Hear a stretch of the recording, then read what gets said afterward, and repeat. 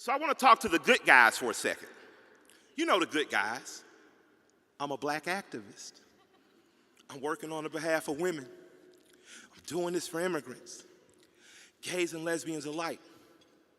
We've often allied. We've often helped each other. We've often fought the same masters for basic rights.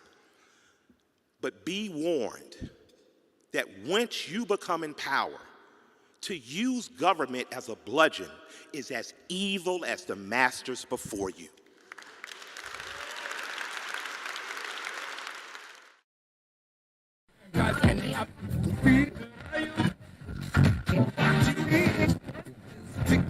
This is a certified hood classic. Born ready. All right, Sakafet. What's up to all my beautiful people from all corners of the world? Welcome again to Culture Invasion. This is going to be the part 3 to the live reaction of Tate versus Owens. With me today, I've got Alpha Revert. Shout out to @BronzeBird and shout out to @Mountain Chad. They couldn't make this event, but we will carry the torch in their honor and provide you guys with a broad perspective, or as broad a perspective as we can. So, without further ado, we'll go ahead and kick this off and get started here. So all I can do is understand that I was a younger man. I did the best I could at the time.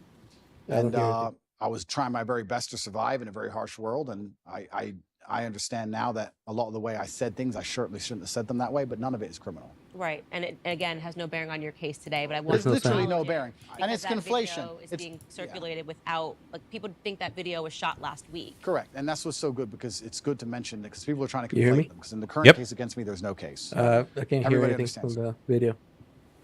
You're not catching any audio? No, there's no audio coming out. Give me 1 second.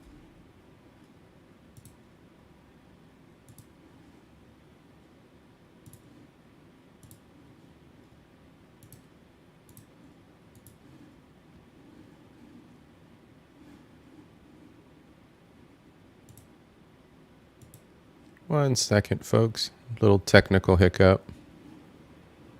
All right, now we should be good to go. There's no case. We're now in a situation where if the legal system is completely fair, then the case is over.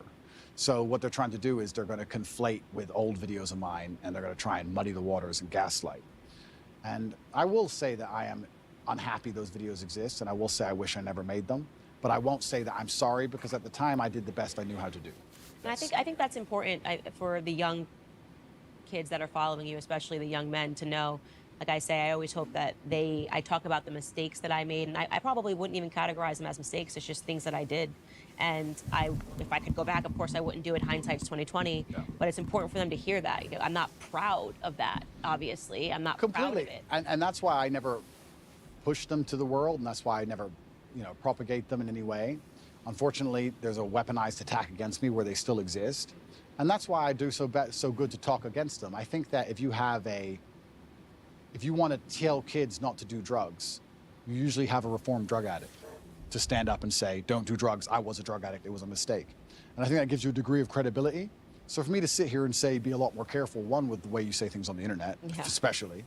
Two, be a lot more careful with your interactions with women as a whole, especially in light of the Me Too movement and all these other things. Be very respectful. This is a small clip. If you watch the video in its entirety, I actually talk about extensively about how you don't want to make a woman feel pressured. You don't want to pick up a rape charge for no reason. If she feels upset or sad, make sure you get her a taxi home. I talk about all these things in the same video. So this is still the worst part of a very long form video taken out of context. However, I just think there's a lot of lessons to be learned from it. And yeah, if I have to be slightly embarrassed and a little bit taken aback by them so I can teach people the lessons, then I'm going to teach people the lessons. And the basic premise is I was explaining how I have a webcam company and how it affects my romantic life. And that was how it was all encompassing and went together. And I think when I made the video, I got like 28 views. Yeah, and now it's being circulated. And now it's being circulated, and I'm being told I'm the worst person in the world by people who pretended they've never done anything wrong for the last 10 years. And also, there has to be a degree of time. I like to think there's a statute of limitations. Like, how long are you going to hold? They will for the rest of your career. I'm sure they will. And it's fine. And that's... But see, that goes back to that whole piece about being a public figure. It doesn't matter how minor of a public figure you are from, just being I mean, somebody who's just starting out in the space all the way up to like what about this dude in New York? The guy, Kai, whatever. The guy said he was going to do a PlayStation giveaway. It's Yeah. like a big controversy right now. He said he was going to give away a PlayStation or whatever.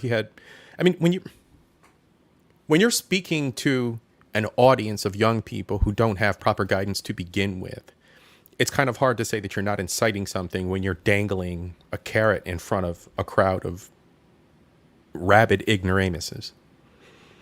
I mean, you have to know your audience. You have to know who you're talking to, and you have to know how to address them. That's part of the responsibility. But all that's been swept away with this whole "I can go viral" culture. All the responsibility has been thrown away, and people just do whatever they want to do. Yeah, it's all about the about the quote unquote being viral and getting attention. I mean, that's really all that's important. Not just that. Talking about gotta be a statute of limit. I mean, this country doesn't give second chances anymore, or doesn't at all. Um, could be just as minor as just if you're getting you got arrested in the past for something, and it's like good luck trying to get a job. It doesn't matter if it was 20 years ago, 10 years ago. Right. Nobody really wants to give anybody second chances anymore. It's talk to anybody. Nobody wants to do it. It's in a quote Christian country. This is the place you definitely don't want to depend on a second chance. So it's yeah. So it kind of all falls into the same thing. Yeah. Fine. But I mean, it's just like, okay, 10 years ago, 10 years, a decade. Yeah, they're going to keep making you answer for it Yeah. in every capacity. I've seen that. God forbid you misspeak, you miss a word while you're saying something, they will circulate it over and over again. That's just the world of social media. For me, what I feel Oh God, people will tear you apart if you make an incorrect analogy in a podcast or a broadcast or something. Or yeah. is I don't feel guilty about them, but I do feel embarrassed because I don't feel like the way I spoke about women or the way I spoke about romantic relationships is my current view on romantic relationships. I think I've certainly matured. I was a young, brash, arrogant guy. This is what happens when you have a young kickboxer who's beating everyone up, making a bunch of money from the streets. I was a young, brash, arrogant guy, and I spoke in a way I perhaps shouldn't have spoke. And I'm sure if Jay-Z makes a song today, he won't speak about women and crack and drugs the way he used to speak about women and crack and drugs. It's just the reality of life, and you have to grow, and you have to take the embarrassment which comes from growing. So I will certainly sit here and make sure, I think the whole world understands that that's not my message. That's not what I'm teaching young boys today. The young boys who are following me today have no interest in these videos and don't watch these videos unless they're pushed by haters. And I think that overall, I'm a net positive for the world. I think that men being so disenfranchised is, I want to say something quickly about the British school system. The English school system has attacked me, and now they're trying to put me, they've spent billions of dollars trying to remove me from schools because young boys were running around saying, "What color is your Bugatti?" and repeating my sayings. I don't think I can really truly be held responsible for the fact that young boys repeat a saying, especially one that's not particularly aggressive. I think that shows that the young boys are looking for a hero and someone to look up to, and I feel like I'm filling a gap. And that's why I understand it's so important I say very good things and teach very good things. And I don't think I would have learned so much good if I hadn't been involved to a degree with the dark and the bad. I don't think there is light without dark. A lot of my lessons and a lot of the messages I give to the world come from the fact that I grew up in one of the worst areas of the Western world, surrounded by drug dealers, surrounded by real pimps doing real bad things, surrounded by broken homes. I learned all these lessons, and if I had never had those experiences and never grew up in that scenario, how could I be a person who's now teaching young men, disenfranchised young men, the realities of the world? How could I? We talked earlier about having a sheltered life. A sheltered life doesn't allow you to be the kind of man who can teach. So, yeah, I spoke in a way I shouldn't have spoke. Yeah, I regret the video completely. Have I? God, he's not short of bravado, is he? No, and I don't think you need to. Okay, I don't need to use math to know it's a bad thing. I don't need to, there's certain things I don't need to do to know it's a bad thing. Right. It's like, okay, you just walk around and see the effects of certain things. So I don't need to, my father was in my life, so I don't need to know. I know without a father, bad things happen. So Right. it's there's certain, I mean, it does give you a certain level of credibility, but at the same time, there's certain things that don't need you to go through 'em to have, um, it's just, I guess it's just the way you present it. Yeah, The presentation will be a little bit different, yeah. you know. I think that's Obviously, there's certain things, obviously, I can't talk about how to be successful in life when I'm broke. yeah, and I think that's where, yeah, I get that too. But I think this is where he grates on people's nerves. I think that's where a lot of that comes from. And people, the ones that they get on his nerves are, um, that's just, it all comes out of just jealousy, not wishing that they were in his shoes. Well, I think Really. I think there's a degree of that, but I also think there's a degree of us, like, those of us who've already lived through it ourselves, we already know it as well. And it seems like it's like you said, it's his presentation. It's how he's passing the message. Ever hurt anybody? There we No. go. Has any of the girls who are being mentioned in that video come forward with anything other than defense of me? No. Nobody was actually hurt. It was just very brash, very arrogant, very bad delivery, which I regret. I'm gonna tell you something right now. If love with you as a human Yeah. being, if I had to watch clips of me 11 years ago, I would be red. You can think a black girl go red. I couldn't even look. I wouldn't even want my husband to see it. So I feel your embarrassment. Well, this and this is that's the thing. why a part of me when they were regurgitating these clips, I was like, this is so unfair. It's so unfair to say I'm upset. And by and large, the stuff that you're saying to young men, even if there are certain things I don't agree with, although I found it interesting that you said that peacocking is natural with men, because I think you're right. Now that you say it, I'm just a woman and I don't understand it. Yeah. But by and large, the stuff that you're saying today is not that. And so I think it's really, you got to be really careful if you're convicting somebody on who they were a decade ago. Completely. And it's reformed drug addicts that will tell you not to do drugs, and it's reformed Alcoholics that will tell you not to drink alcohol. Yeah. And I lived a life. I'm not going to sit here and try and. I think part of the reason, actually, and it is part of my image, Top G Fair is the use, name. fair For use. Any of the adults who are watching it, Top G is what they call me, my nickname. But part of it is the fact that I grew up in a bad area. I can fight. I have this money. I'm in this big compound in Romania with armed guards, and there's that degree of it. There's that nastiness and there's that rough to the edge, which makes my message so interesting for the young boys to watch. But that's because I came from a very rough life. And yeah, all I can do is apologize for the delivery, but I will not apologize for trying to do the best I could at the time in the scenario I was in. For growing up. Completely. And I think that that's one of the things that sucks about being a public figure is I feel like they're repeating themselves. Did I rewind this and not realize I rewound this shit? No, every single same thing again. Yeah. moment that people looking at it under a microscope. And I always say I want to give people permission. I always say I took the most liberal route to conservatism that there ever was. Yep. And so I'm just not so quick to judge people. And also, I like to think, and this is one of the things I do say, if the most advanced forensic detectives on the planet with years of effort, if the worst they can drag up is me talking about women in a slightly derogatory way, I'm kind of happy with that. And I'll be honest, because I scroll Twitter and I see all these liberals who attack people all day end up getting ousted for child porn or this or that, real things. And I'm like, thank God I have no skeletons for real, So that's the worst version of me that anybody's ever going to see. Now, see, there's been a couple of responses. I don't know, you know how the algorithm is; it starts feeding you everything. So I've seen a couple of responses to this. I've seen a couple of people who are now converts to be more open-minded about individuals' perspectives and what the media, what big media is actually saying. But the ones that are still on the attack are still beating this drum of him being a trafficker, of him being a rapist, of him, you know what I mean? Of all these, of all the most insidious of the accused crimes. And I'm sorry, everybody's like, go look at the documents. What fucking documents? Oh, and they have nothing else. I mean, they have nothing else, so they have to. I mean, they have to. You don't have nothing else to go by. I mean, there's court filings, but none. I mean, nothing is worth anything that's going to hold up. Yeah, but I mean, well, and to be honest, at a certain level, you don't need things to hold up. They want, what is it? The court of public opinion matters more than anything else. Yeah.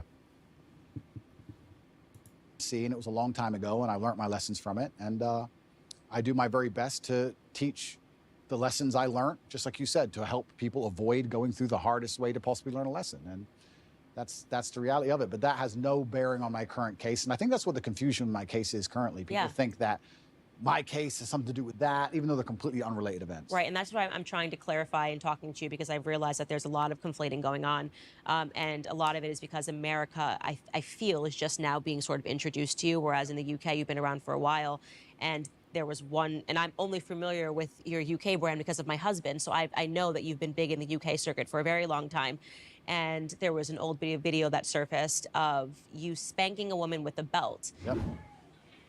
Tell me you love me. Say it like you mean it. Say it like you mean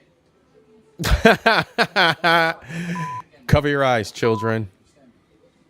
Actually, and that's This obviously has made it through the UK media for years, and I know what that is. What's that little Dom play? Yep.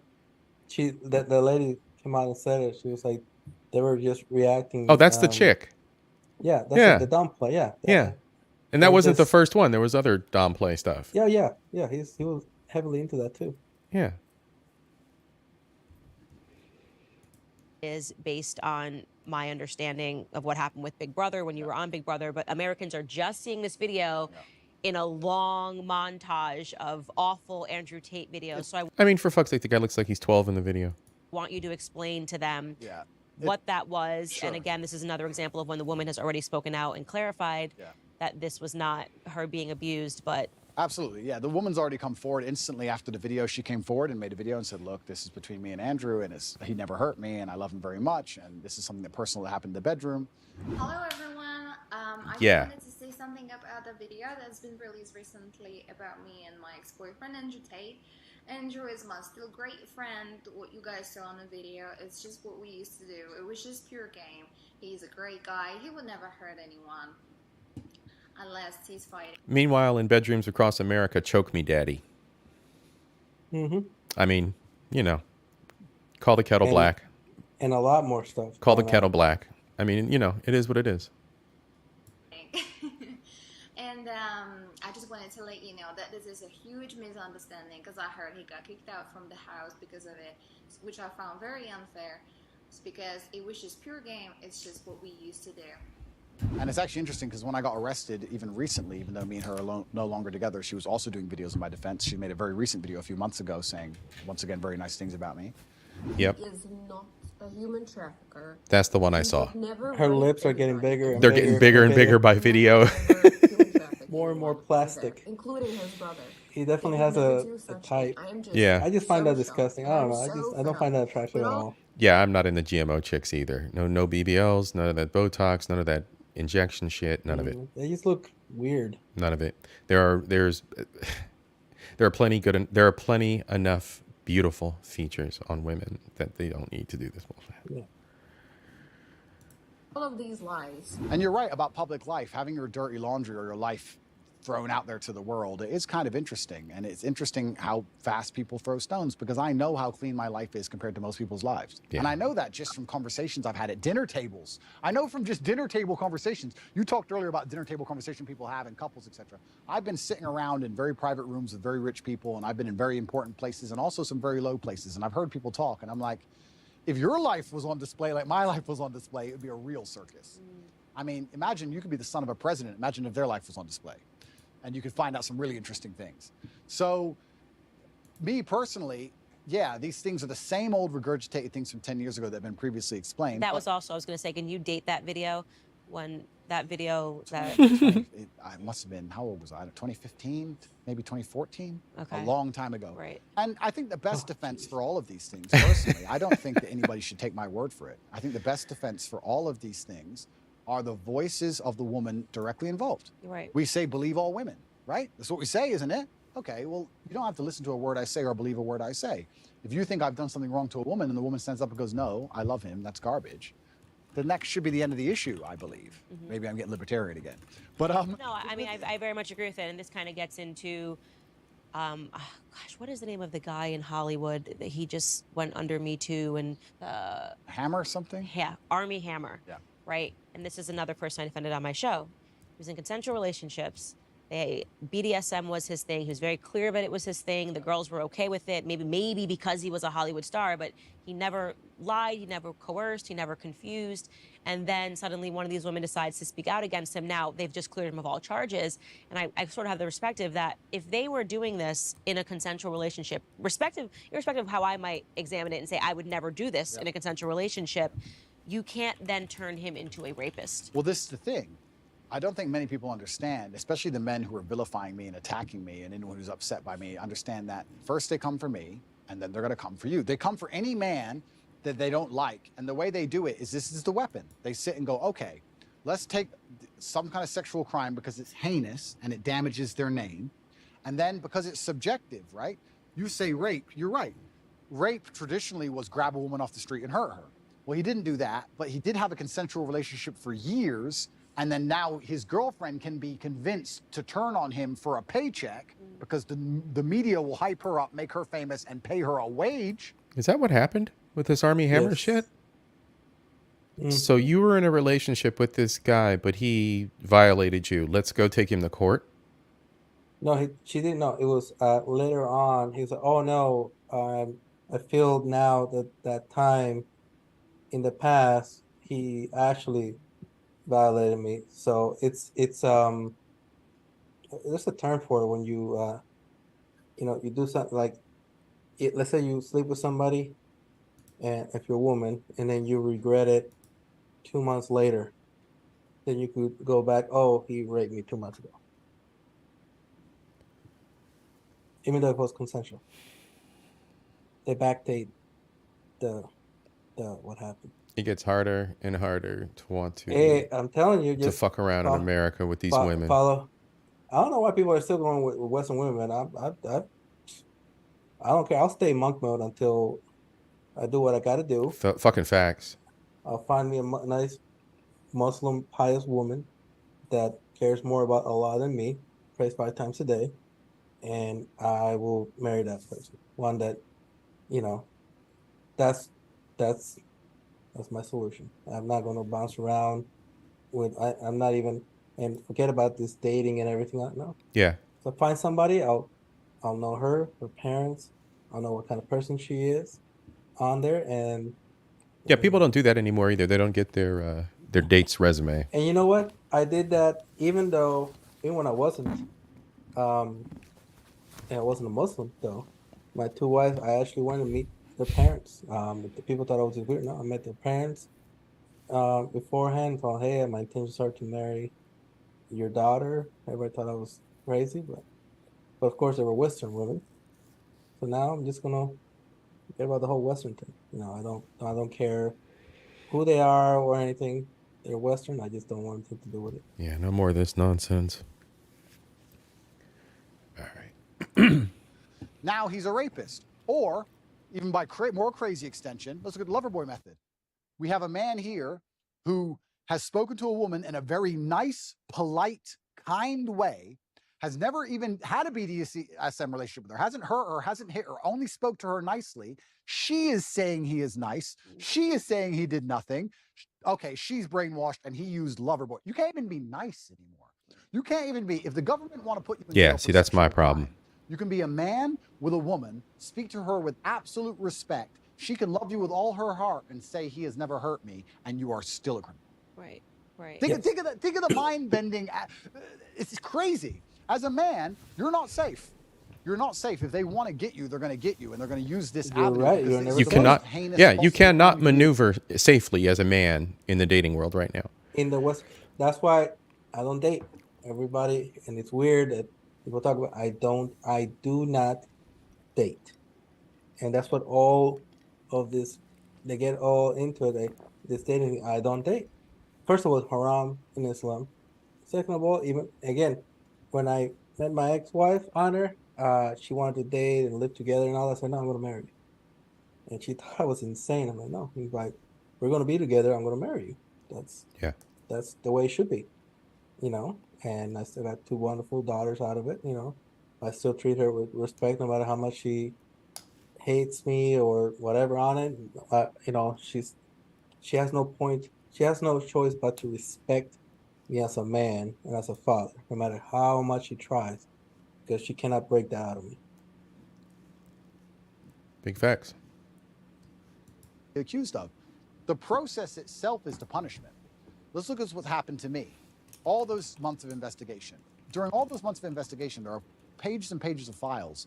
Everything I did, everywhere I went, they were looking for me to break a law. I don't break laws. If I had even sped in a car, if I had littered, if I had done anything, it would all be in the case file. So they're spying on my entire life trying to find a crime. They can't find one.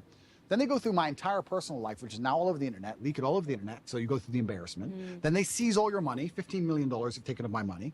Then I went to jail for 3 months. Now I'm on house arrest. By the time I'm found innocent, I've been punished. The process is the punishment. The process is the embarrassment. The process is teaching you a lesson.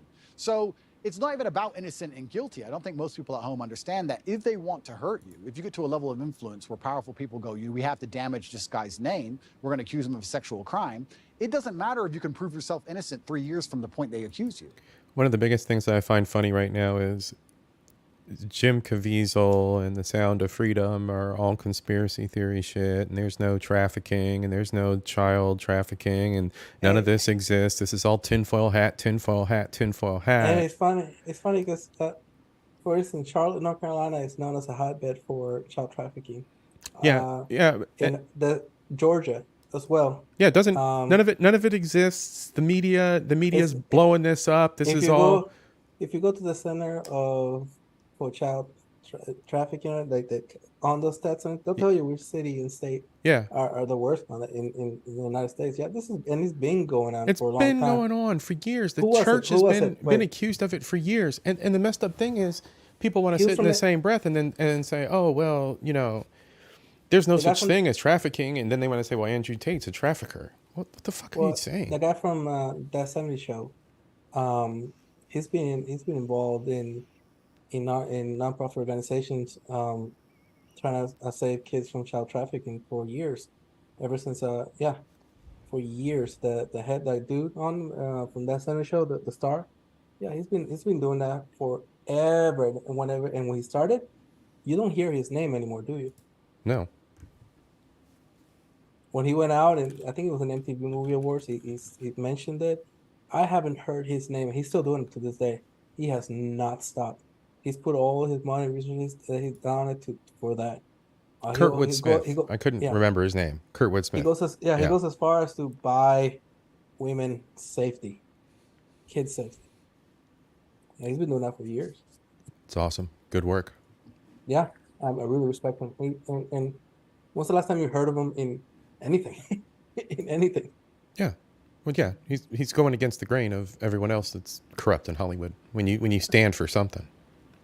Yeah, it's you have to, that's the price you pay. You got to sell your soul to be in Hollywood, and they'll say it they say it. I think they try to say metaphorically, but I think they truly do sell their soul, and I think Hollywood is run by Shaitan, 100%. I think there's a lot that people have to compromise of their own spirituality in order to participate in this bullshit. And Chris Pratt, when he stood up and said, "No, I'm a faithful Christian," on there, boy, he has been. Yeah, they did go up non-stop, and that's why it's good that he went to doing a little more TV, less Hollywood on there, like that show he did where he was a Navy SEAL. It was an amazing show based on a book series created by another Navy SEAL that was on the Joe Rogan show.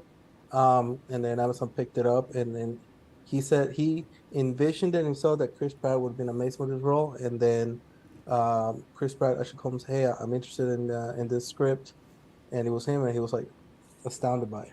So, yeah, it's but they're still they're still out to get him. Though you hear about Chris Pratt less and less and less and less. It's interesting to watch. Because you've already been wrecked. That's the entire goal of it, right? So now we're living here. I'm sitting here as a person who's accused of a crime. The victims are on my side. There's no one against me but the state. I've done nothing wrong. There's these Twitter detectives, internet detectives, who know who funds them. trying their very best to prove me guilty for no reason by taking old videos and conflate the issue and trying to make it complicated when it doesn't need to be.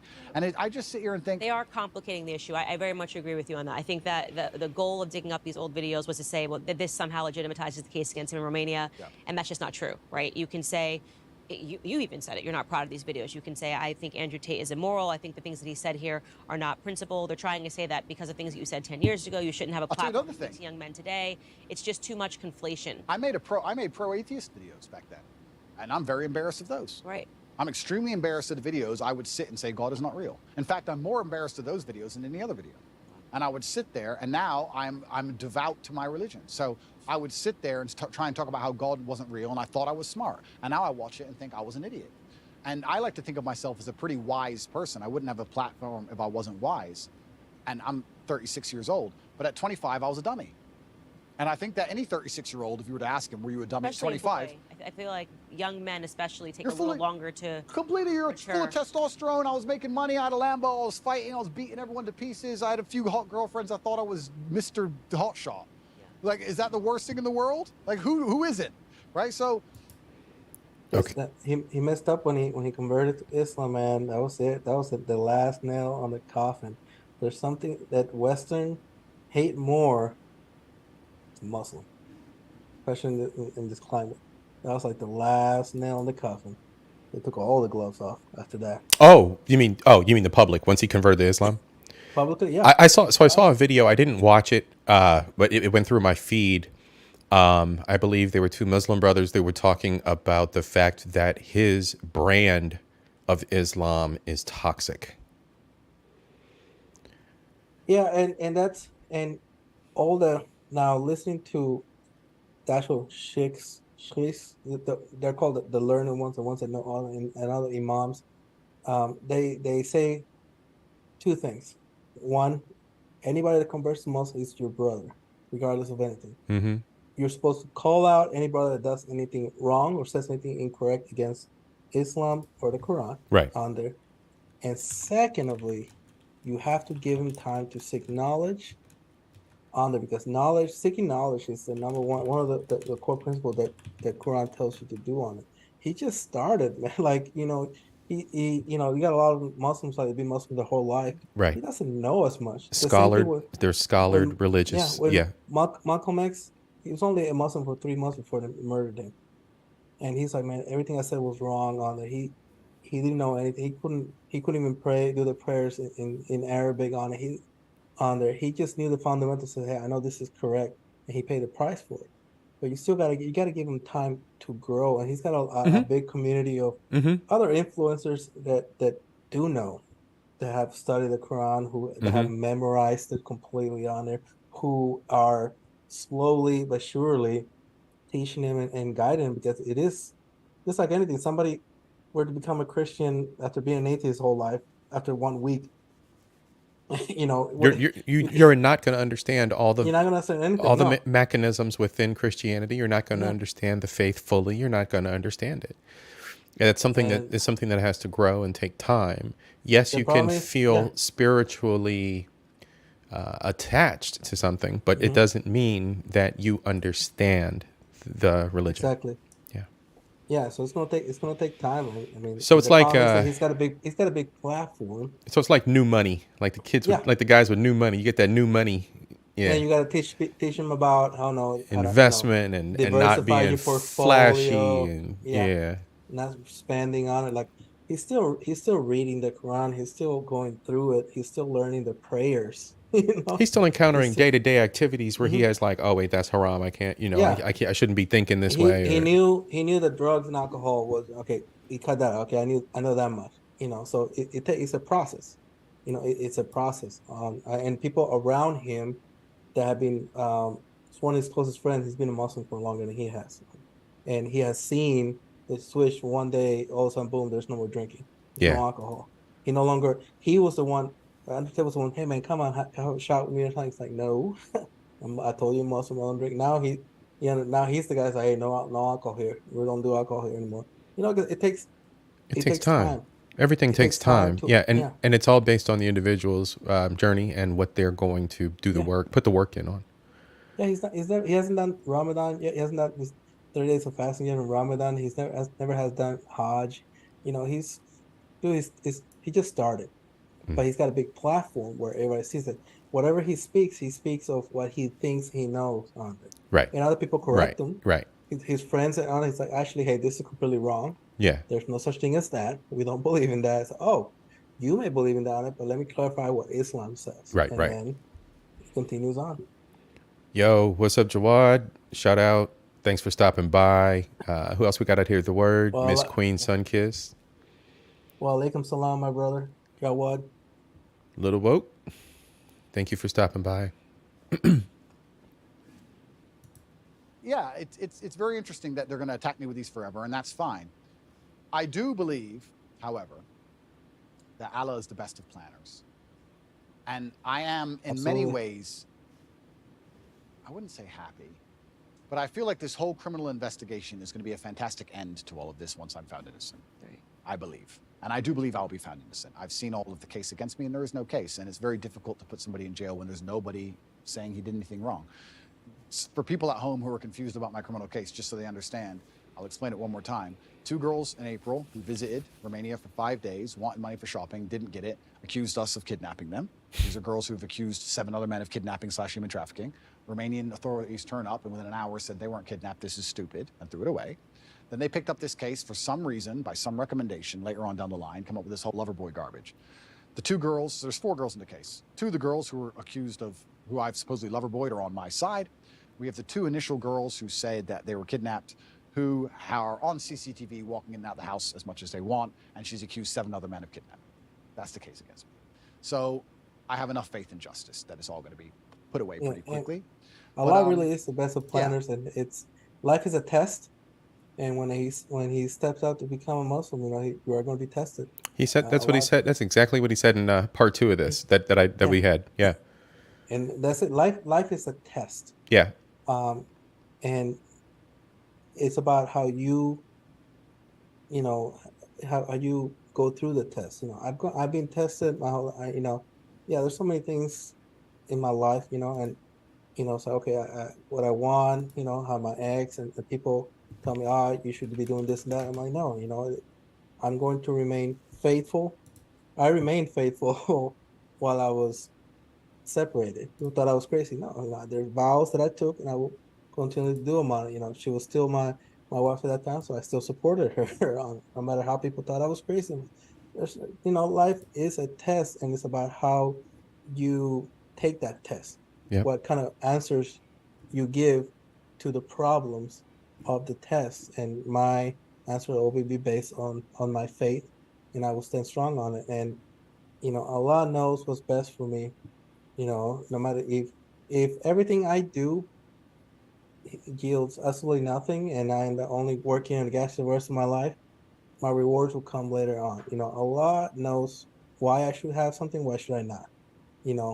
I would walk in that. And that's just how it is. I'm not ever going to be disappointed on what He gives me and not just give me, because He's the owner of everything. That's just my perspective of it all. I wish those old videos didn't exist, but much more than those, I'm far more embarrassed about old videos I made that were anti-God. I feel genuinely bad about those, much worse than that. So it's just, but that's not what you're selling to kids today. Absolutely not. I'm doing the absolute opposite. Right. I'm trying to push children towards religion. I'm trying to push kids towards God. And it's amazing that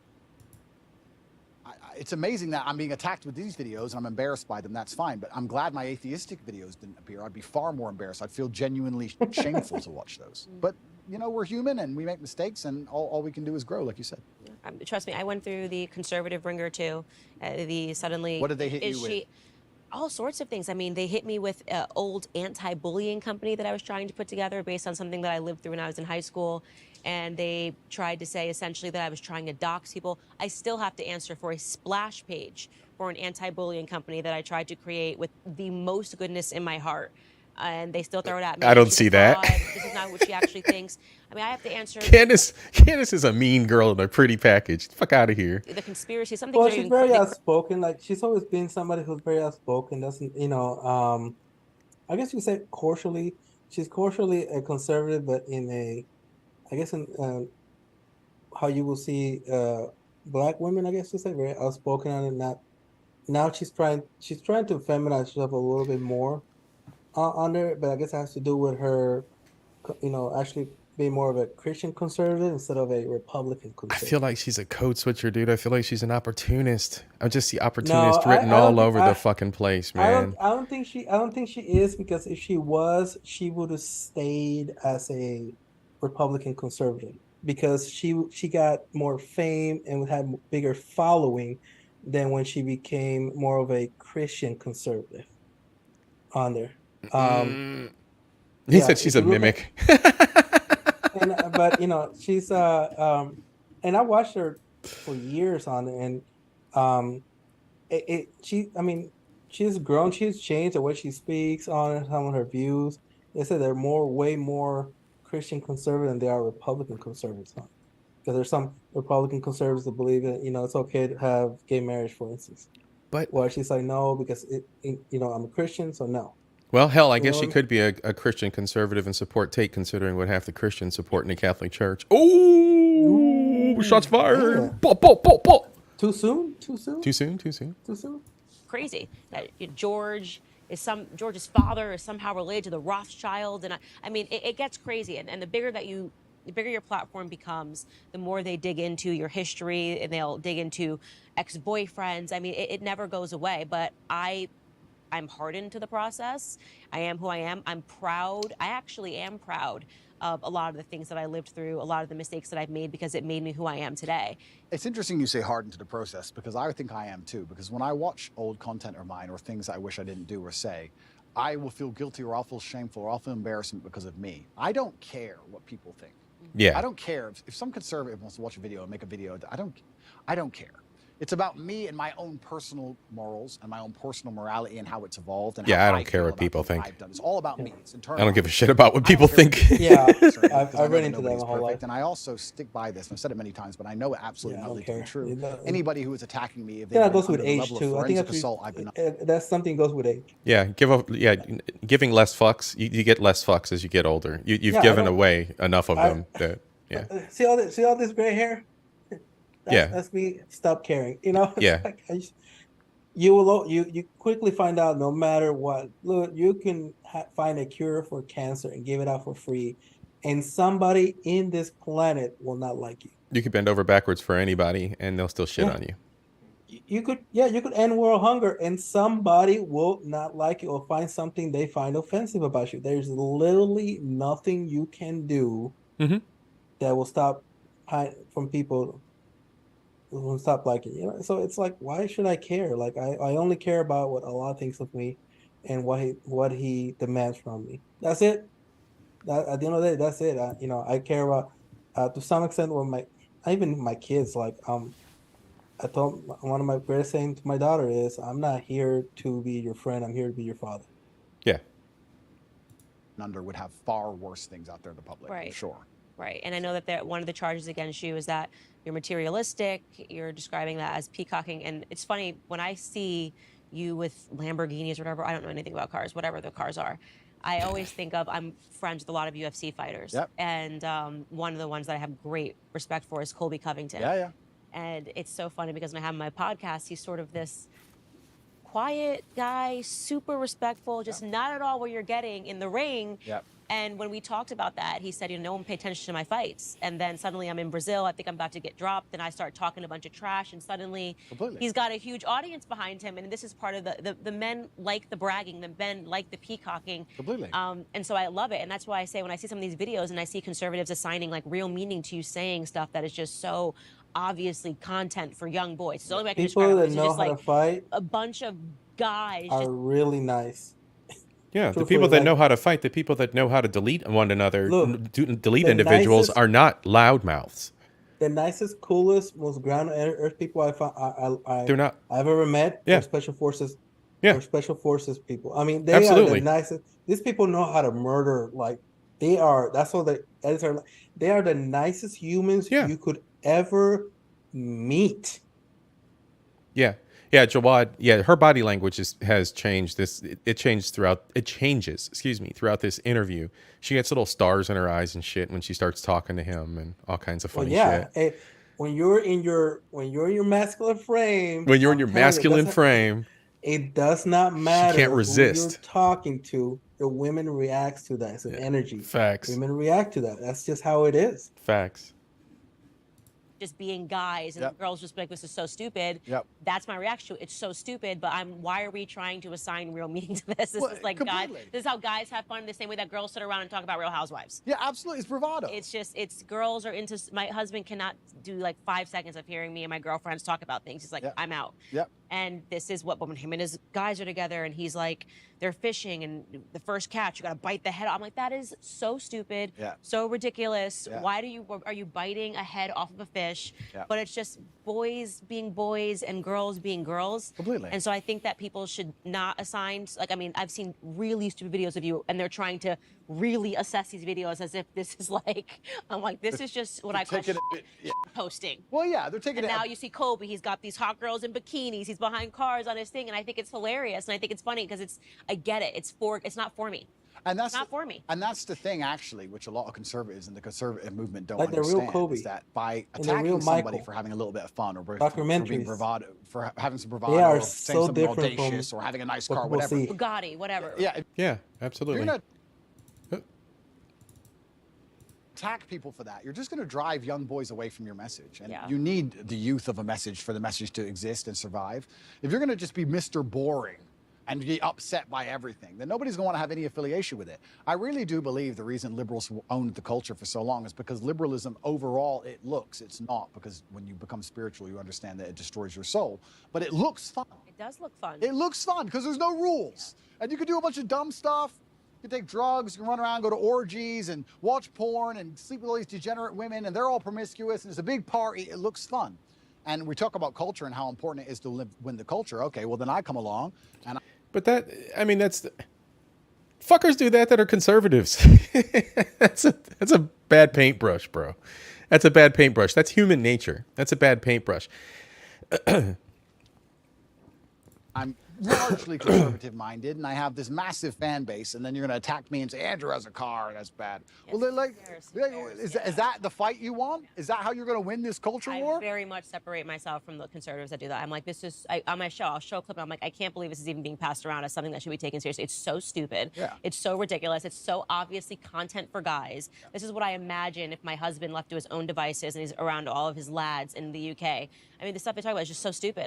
But then he thinks the same thing about me when I'm with all of my girls. It's so stupid. Completely. And we do need to stop being so severe. Okay, it's materialism. Okay, I get what you're trying to say, but also this is just fun content for guys. But then let's also talk about the materialism thing, right? You know Because what? And I'll it's say interesting to me that this. conservatives will say, "Oh, materialism's bad."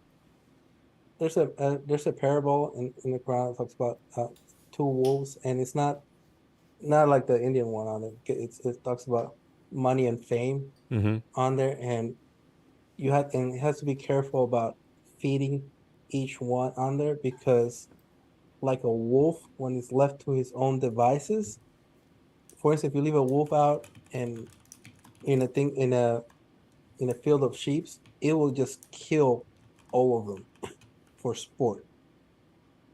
It's just so when it's all about being able to control that wolf on it. Whenever you get either money or fame, or you get both on it, it becomes something only a few can master those wolves. Yeah, and not left to go out and just kind of like kill everything. Absolutely. And those are the values within yourself. I'm guessing the parable's speaking of. Yeah. It has to do with centering yourself. The inner battle. The inner battle, and how through prayer, the Quran and fasting on it, that even if Allah gives you those two wolves of fame and money on it, how it could be turned instead of being destructive for good. And they don't talk about how many millions of dollars man has given out to feed people like in Yemen, like the thousands of families who are being fed right now. He doesn't talk about it. He doesn't publish it anywhere on it. He's got an entire organization that feeds people in Yemen completely. Oh, we got a latecomer.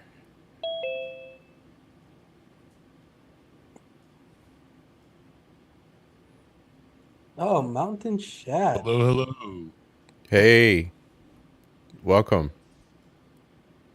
Yeah, I didn't see the message about the 5 o'clock start. I was assuming it was still 6 o'clock. Oh, no, you're fine. No problem. No problem. worries. We still got another 45 minutes on this. Yep. All right. Everybody out there, we got Mountain Chad in the house. Thanks for joining, buddy. Yeah, no problem, man. Glad to be here. Or it's anti-Christian, etc. And I understand where there might be a point to argue there, but I tell you something: if you're completely and utterly broke, then you need the government to eat, then you're in a lot of trouble. We talk about the matrix and resisting the matrix. One of the tools to doing that is financial freedom, and that's just one of the baseline realities of it. I'm not saying you should sell your soul for money, absolutely not. But if you want to truly resist the matrix as a whole, you need to have money to do it. It's pretty hard to do when you're broke. Even me as a person, if I had no money, the current situation I'm in would absolutely and utterly destroy me. I would be completely and utterly wrecked. Like, how could I pay my bills? They've taken $15 million of my money. I'm locked in my house. So you need to have a degree of financial freedom. Otherwise, you're going to end up just doing what you have to do to eat. You look at these people in England. There was a video that recently was on Twitter. I felt really sad when I saw it. It was a workman taking down the British flag and putting up the pride flag. And someone shouted at him, "Hey, bro, you're removing the wrong flag." And he goes, "I know, mate, I know." You're taking the wrong flag down, mate. At least you know that. No, oof. But he had to pay the bills. He has to feed his family. What can he do? He's a flag It is holder. rough. He's a flag hanger. All he God can do is dang hang the it. flags. If he doesn't do it, someone else will do it. He loses his job. So if you're completely and utterly reliant on a wage or you have no money, well, now you have a new tool of enslavement. COVID was all based around that. I just got to go to work. Just get the injection. I got to wear the mask. I got to fly. Got to work. Got to work. Got to work. It takes a lot of money to sit down and say, no, I'm too principled. That takes money to do. So it's also interesting that conservatives want to attack materialism. Okay, perhaps I didn't have to buy a fancy car. You can get upset about that if you like. But if you're not financially free, it's also pretty difficult to stand up and tell the truth. Even if you make a lot of money, if you're reliant on, let's say, a sports team for a contract, even if you make a lot of money, if you don't have enough saved, you can't tell the truth. Even if you're rich, they're all still complying and bending because they have a contract they're adhering to.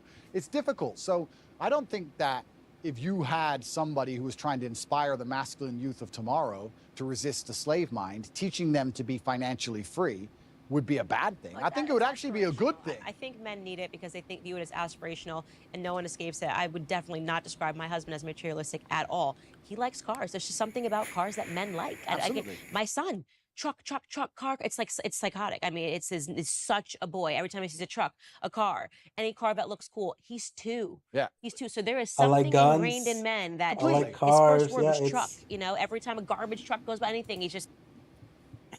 I got 2 daughters, I spent this weekend with she's 6, playing Roblox, playing dress-up games for hours. It was harsh. It was hard. Okay. Life of dad. Yeah, but and then I'm like, and every once in a while she'll be like, okay, let's go play this game with guns, and then she'll be like, I don't like it. This game is disgusting. I'm like, I want something pretty. I was like, oh God, I don't want to do this anymore. Flowers and ponies, Dad. Flowers and ponies. Yeah.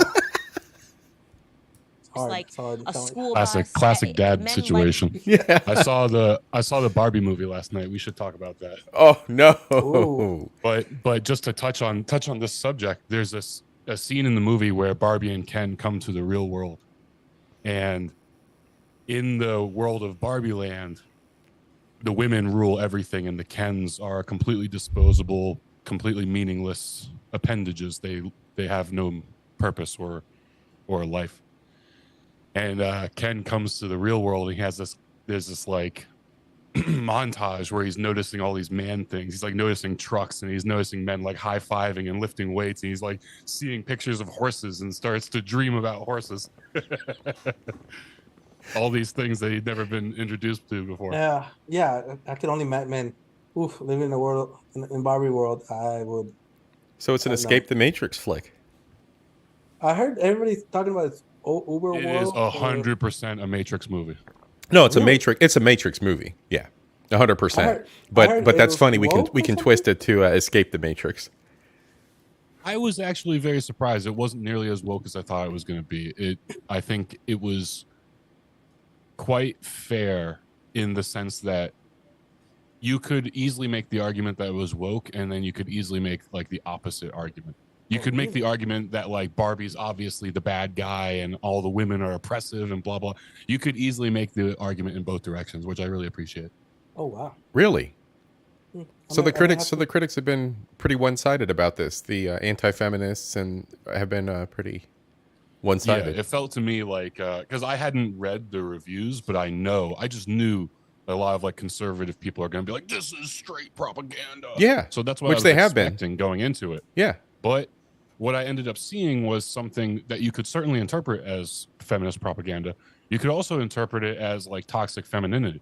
You could easily make that interpretation. Okay. Oh wow. Okay. Like that for whatever boys like that, men like that. I don't think we need to overthink it. Yeah, absolutely. It's aspirational, but also if we're going to actually look at the meta point, I believe that teaching financial freedom, I think teaching financial freedom is one of the very important ways you teach people to resist a slave mind. I don't think you can resist a slave mind if you're completely and utterly broke on welfare or living paycheck to paycheck for a large corp, which is insistent on trying to install the slave programming inside of your head. I think it's very, very difficult. I actually think financial freedom is a key component to it.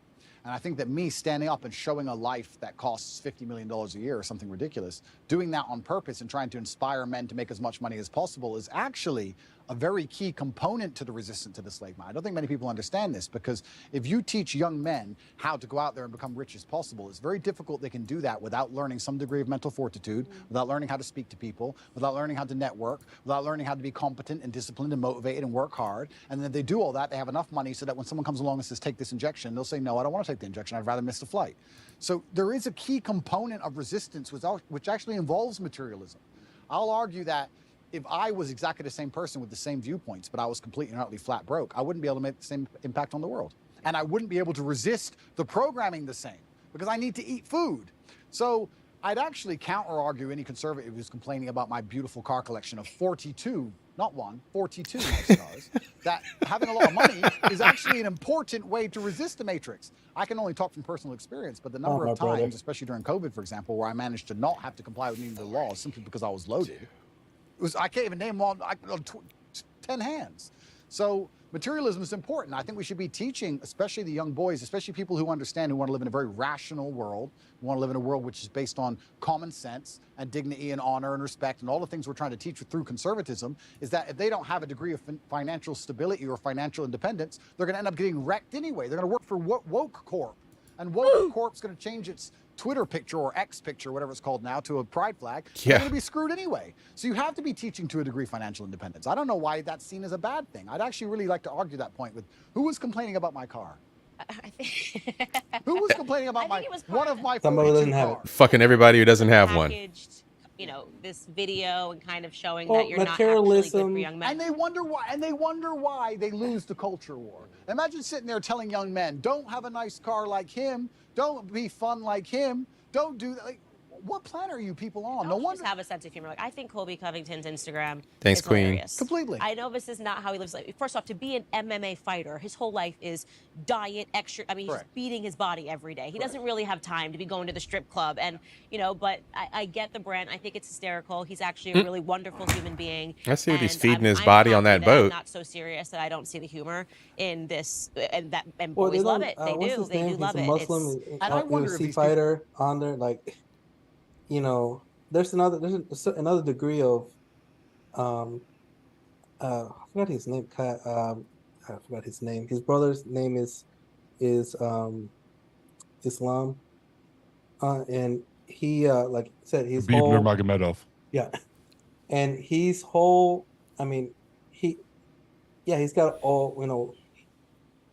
I guess you don't need the materialism. Yeah, he got all the way up. I mean, he's a millionaire on there.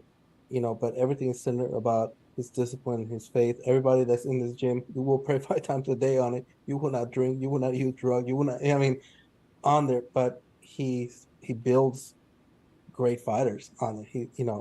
On it, and his money is. And it's not about fun. It's not. No, it's about family. It's about community.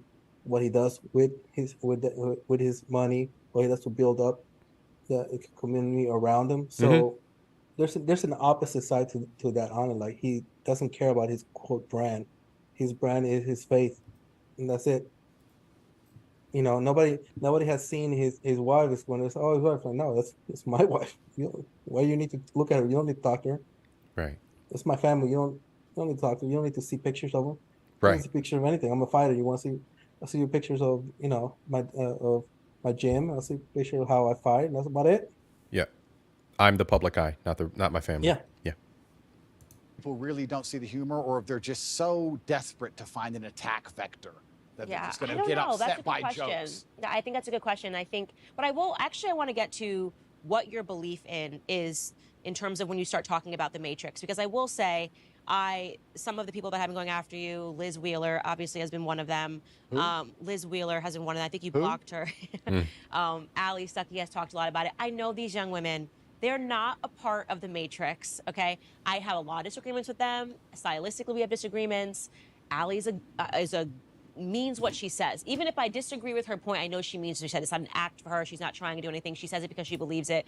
I've known her for years. She's actually been very good to me when people were the guard of conservatism.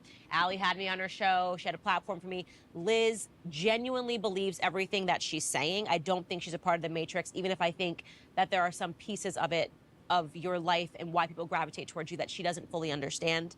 And maybe she never will understand it. But they, to me, are not a part of the Matrix. Okay, so let's talk about what the Matrix is Sure. and what the Matrix isn't. Sure, let's talk about the Matrix. Before we do that, let's talk about this recent conservative attack.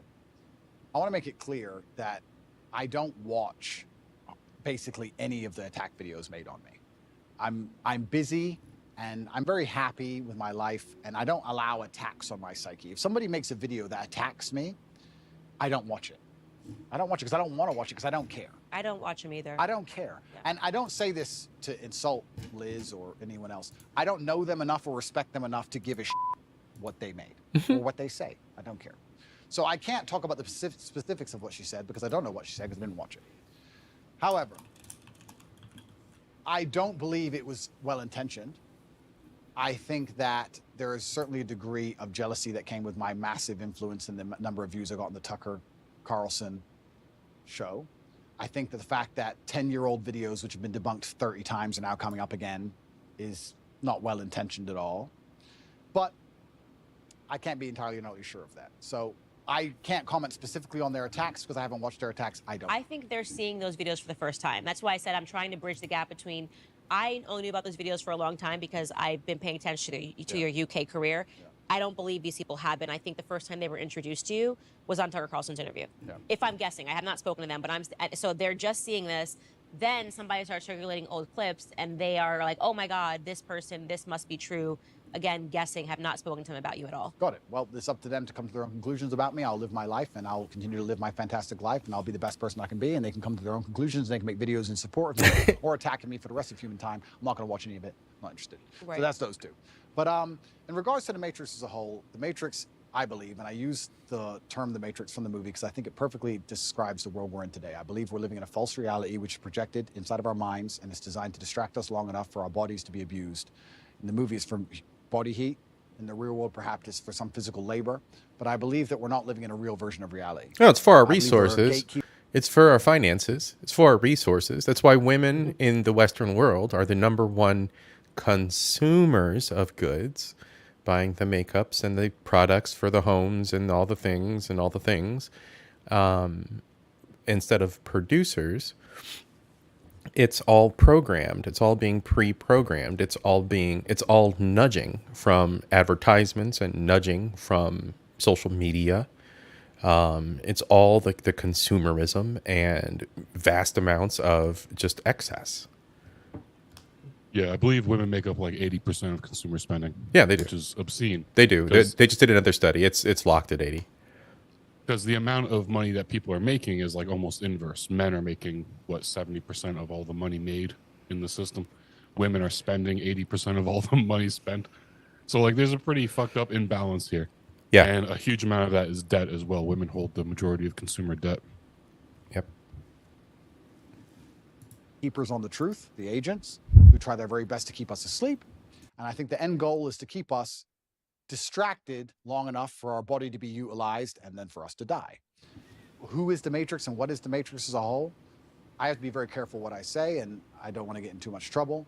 But I think anybody who is perspicacious enough to understand how the world works understands that the media machine is trying very hard to keep us convinced of certain ideas, and also to keep us arguing about very unimportant ideas. So people behind the media machine who decide what goes on the news can do whatever they want to do. And the things they do usually have dire consequences to all of our lives. Right. So I would say that the Matrix as a whole is the media machine from the projection point of view, and that the people who control the media try very hard to make sure they have ultimate control over all governments and all important decisions on the planet. I agree. I totally agree. Welcome to the conspiracy.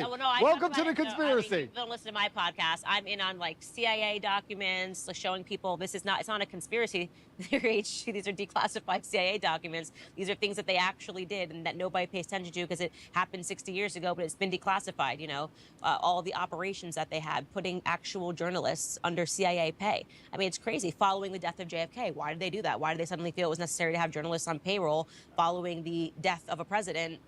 Who there were a lot of questions surrounding his death. So you've got the right audience with me in terms of that. I think the media is the enemy of the American people. Yeah. That is why I liked Trump calling that out right away, talking about fake news. What I don't understand is why anybody listens to anything they say. I know it is because they've been caught lying so many times. Is it just because they lie on repeat over and over again to the point where people just accept it? Is it because it's cowardice and accepting that these people constantly lie to you makes you adopt a worldview, which is scary because you have to now think for yourself?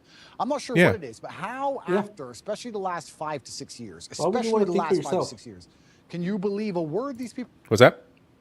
Why would you ever want to think for yourself? Like thinking for yourself, thinking for yourself takes work. Doing research takes work. Learning history and learning perspective takes work. Life takes work. Nobody wants to do the work. People want everything handed to them. Everything. Absolutely. Everything handed to them. And it's also just it makes people uncomfortable to go against the grain. There's some great social experiments where they'll have a crowd of people walking down the street, and they'll walk by somebody who's not part of the experiment, and all the people will stop and look up, and like 100% of the time, the other person stops and looks up as well. It's just like natural human reaction. Oh, everyone's looking up. I should look up as well. There might be something important up there. Yeah. People say to you. Well, because if they say it enough, it becomes true, and they've been able to show that if you say something over and over again to someone, they will accept it as a truth. And that was another declassified CIA experiment. Super interesting. They put a bunch of people in the room. So let's say there's 20 people in a room, right? And 19 of them are agents, and one of them is actually the person they're testing. And they show you a picture of what is clearly a banana. And they go around the room. The last person they get to is the one that's being experimented on. Everyone else is an agent. And they say, what is this? And the first person says, apple. Apple. It's clearly a banana. Yeah. By the time they get to that 19th person who is not an agent, that person just says, it's an apple, even though it's clearly a banana. They don't even believe their own eyes anymore because they're going, okay, well, if 18 people in this room have said that it's an apple, what do you see? An apple, apple, apple. Then they just say apple. So there's a lot of evidence. I think she's misquoting this study. I know what she's talking about. I do too. The study was different. It was different length lines. There were 3 lines on a board. One line was clearly shorter than the other ones. Yeah. So, the first 2 lines are 18 inches long. The third line is only 12 inches long. And then they have everyone reaffirm that all the lines are the same size. Right. Yeah. I mean, it's technically what she's saying, but it's, tomato, but, No, we're on the internet. She gave a bad analogy. Fuck this whole interview. Fuck this whole thing. Yeah, exactly. She has to be perfect. Yes, she's going to be canceled now. They're going to take this clip. All because of this one clip. It's going to be purple libs out there going, wrong. And just, Rage face. Yeah. Everything around us shows you it works. We're right now debating whether or not, children can pick their gender. How did we get here? This is something that you couldn't even fathom when we were in high school, that people would be saying, like, your little boy could be a little girl. But we're here today, and actual adults are believing this information because it's been said enough times to whatever segment of the population that they're accepting it as true. So they do it because it's been effective. And that's why God is so important, because God is a hard line that you cannot be crossed, right? That's why you will not be libertarian. That's why I'll not be libertarian. You will not be libertarian. That's right. No, but if you yeah, it's true, because if you have faith, then there's rights and wrongs. Like you said earlier, there's sin and there's good, and there's a line that can't be crossed, and the psyop is very difficult to penetrate. And that's why in the Islamic world, for example, we have very little of these problems, because it's haram. Problem solved. Haram. Next. Problem solved. Yeah, it's certainly scary. Absolutely didn't solve anything. I don't no think problems people have been solved. understand It solves all how problems. evil It solves all problems. absolute power will make a person. I don't think people understand how petty and how vindictive Borrowing from and Fred to how pay Paul. degenerate absolute power will make Nope. people. I think there's a degree of naivety in the population when you talk about the Matrix and the people who are behind the media, and they believe these people might be powerful people or rich people, but not necessarily bad people. But unfortunately, I don't think they really truly understand the reality. I had a theory that I was arguing with somebody with, and I keep using COVID because it's a perfect example of the PSYOP. Everybody who once believed in COVID now no longer believes, mostly all of them, which I find actually remarkable. Because when I talk about COVID now, in front of 20 people, everyone's like, yeah, man, that was garbage. But during COVID, I couldn't find a single person who wouldn't wear the mask. I was like, oh, I'm by myself. I got arrested in Germany. Me and Tristan got arrested, surrounded by mask wearers in handcuffs. I'm like, what the? And I guarantee if I was standing in front of those people now, they'd all be like, yeah, COVID was stupid. So it's amazing how people want to flip and forget reality. So I use COVID because people were fully psyoped, and now they're not psyoped. And I'm trying to wake you people up to understand something about how garbage it all is. I'm trying my very best to make people understand that the people who make the news have no interest in one of you the things informed. I thought was Why would they make sort the of news and broadcast it to what's you the everywhere word? for you, little Mr. Nobody, to Cringy understand how the about world this. works? Why would they care About this you knowing podcast anything was that's them important trying ever? to We're not a one slave up if each you're other over knowledgeable, and like that's why I always say go COVID back to disagreement. when we had I physical. didn't follow any of the rules. No, I broke more rules than you. Look, if you're a fucking millionaire and you can separate yourself from the system, no one gives a shit. It's not significant. The only people who broke the rules, who matter, who deserve a little bit of credit, are the people who had a lot to lose for breaking the rules. Oh, you're gonna lose your job. Oh, you might not be able to support your family anymore. You know, fucking. What are some examples? Some nurses, like truck drivers, shit like this. Bus drivers. People who stood up to jab mandates and potentially lost their jobs and the way that they support their family. These are the people who get to brag. But if you're already a fucking millionaire and your job is talking shit about politics, no one gives a shit. Like, you didn't actually stand up to anything. Right. There was never anything for you to lose. There was no risk. Yeah, None at all. When you're getting, you're especially when your base that's giving you the money already agrees with you. So Exactly. yeah, I've got the trouble I went through because I didn't want to wear a mask. Jeez, the write-ups, trying to take my I didn't job. follow a single COVID rule, but it's meaningless because I moved back into my parents' house and I was just sitting around learning code all day. I was just coding 15 hours a day, so I wasn't participating in society in any way. So it's irrelevant. It's irrelevant that I wasn't following the rules. Yeah, I mean, especially with my ex and everything else. Yeah, it was definitely not hard going. This mask thing is stupid, and the problems that I go through on my daily basis, and I can't imagine. Write-ups and sitting down with management and all. It was insanity. Yeah. Slavery in America, a requirement to maintain that was ensuring that slaves didn't learn how to read. That was part of the slave code. They weren't allowed to learn how to read. And if you were caught teaching a slave how to read, you too, as a master, would fall victim, right? And that Be right was back. so important for them because they know that an educated mind can't be enslaved. Absolutely. So the goal of the mainstream media is to keep people stupid. And it is why I think that despite the fact that you admittedly say that you are not a conservative, and despite the fact that I don't think you're overtly political, none of that really matters.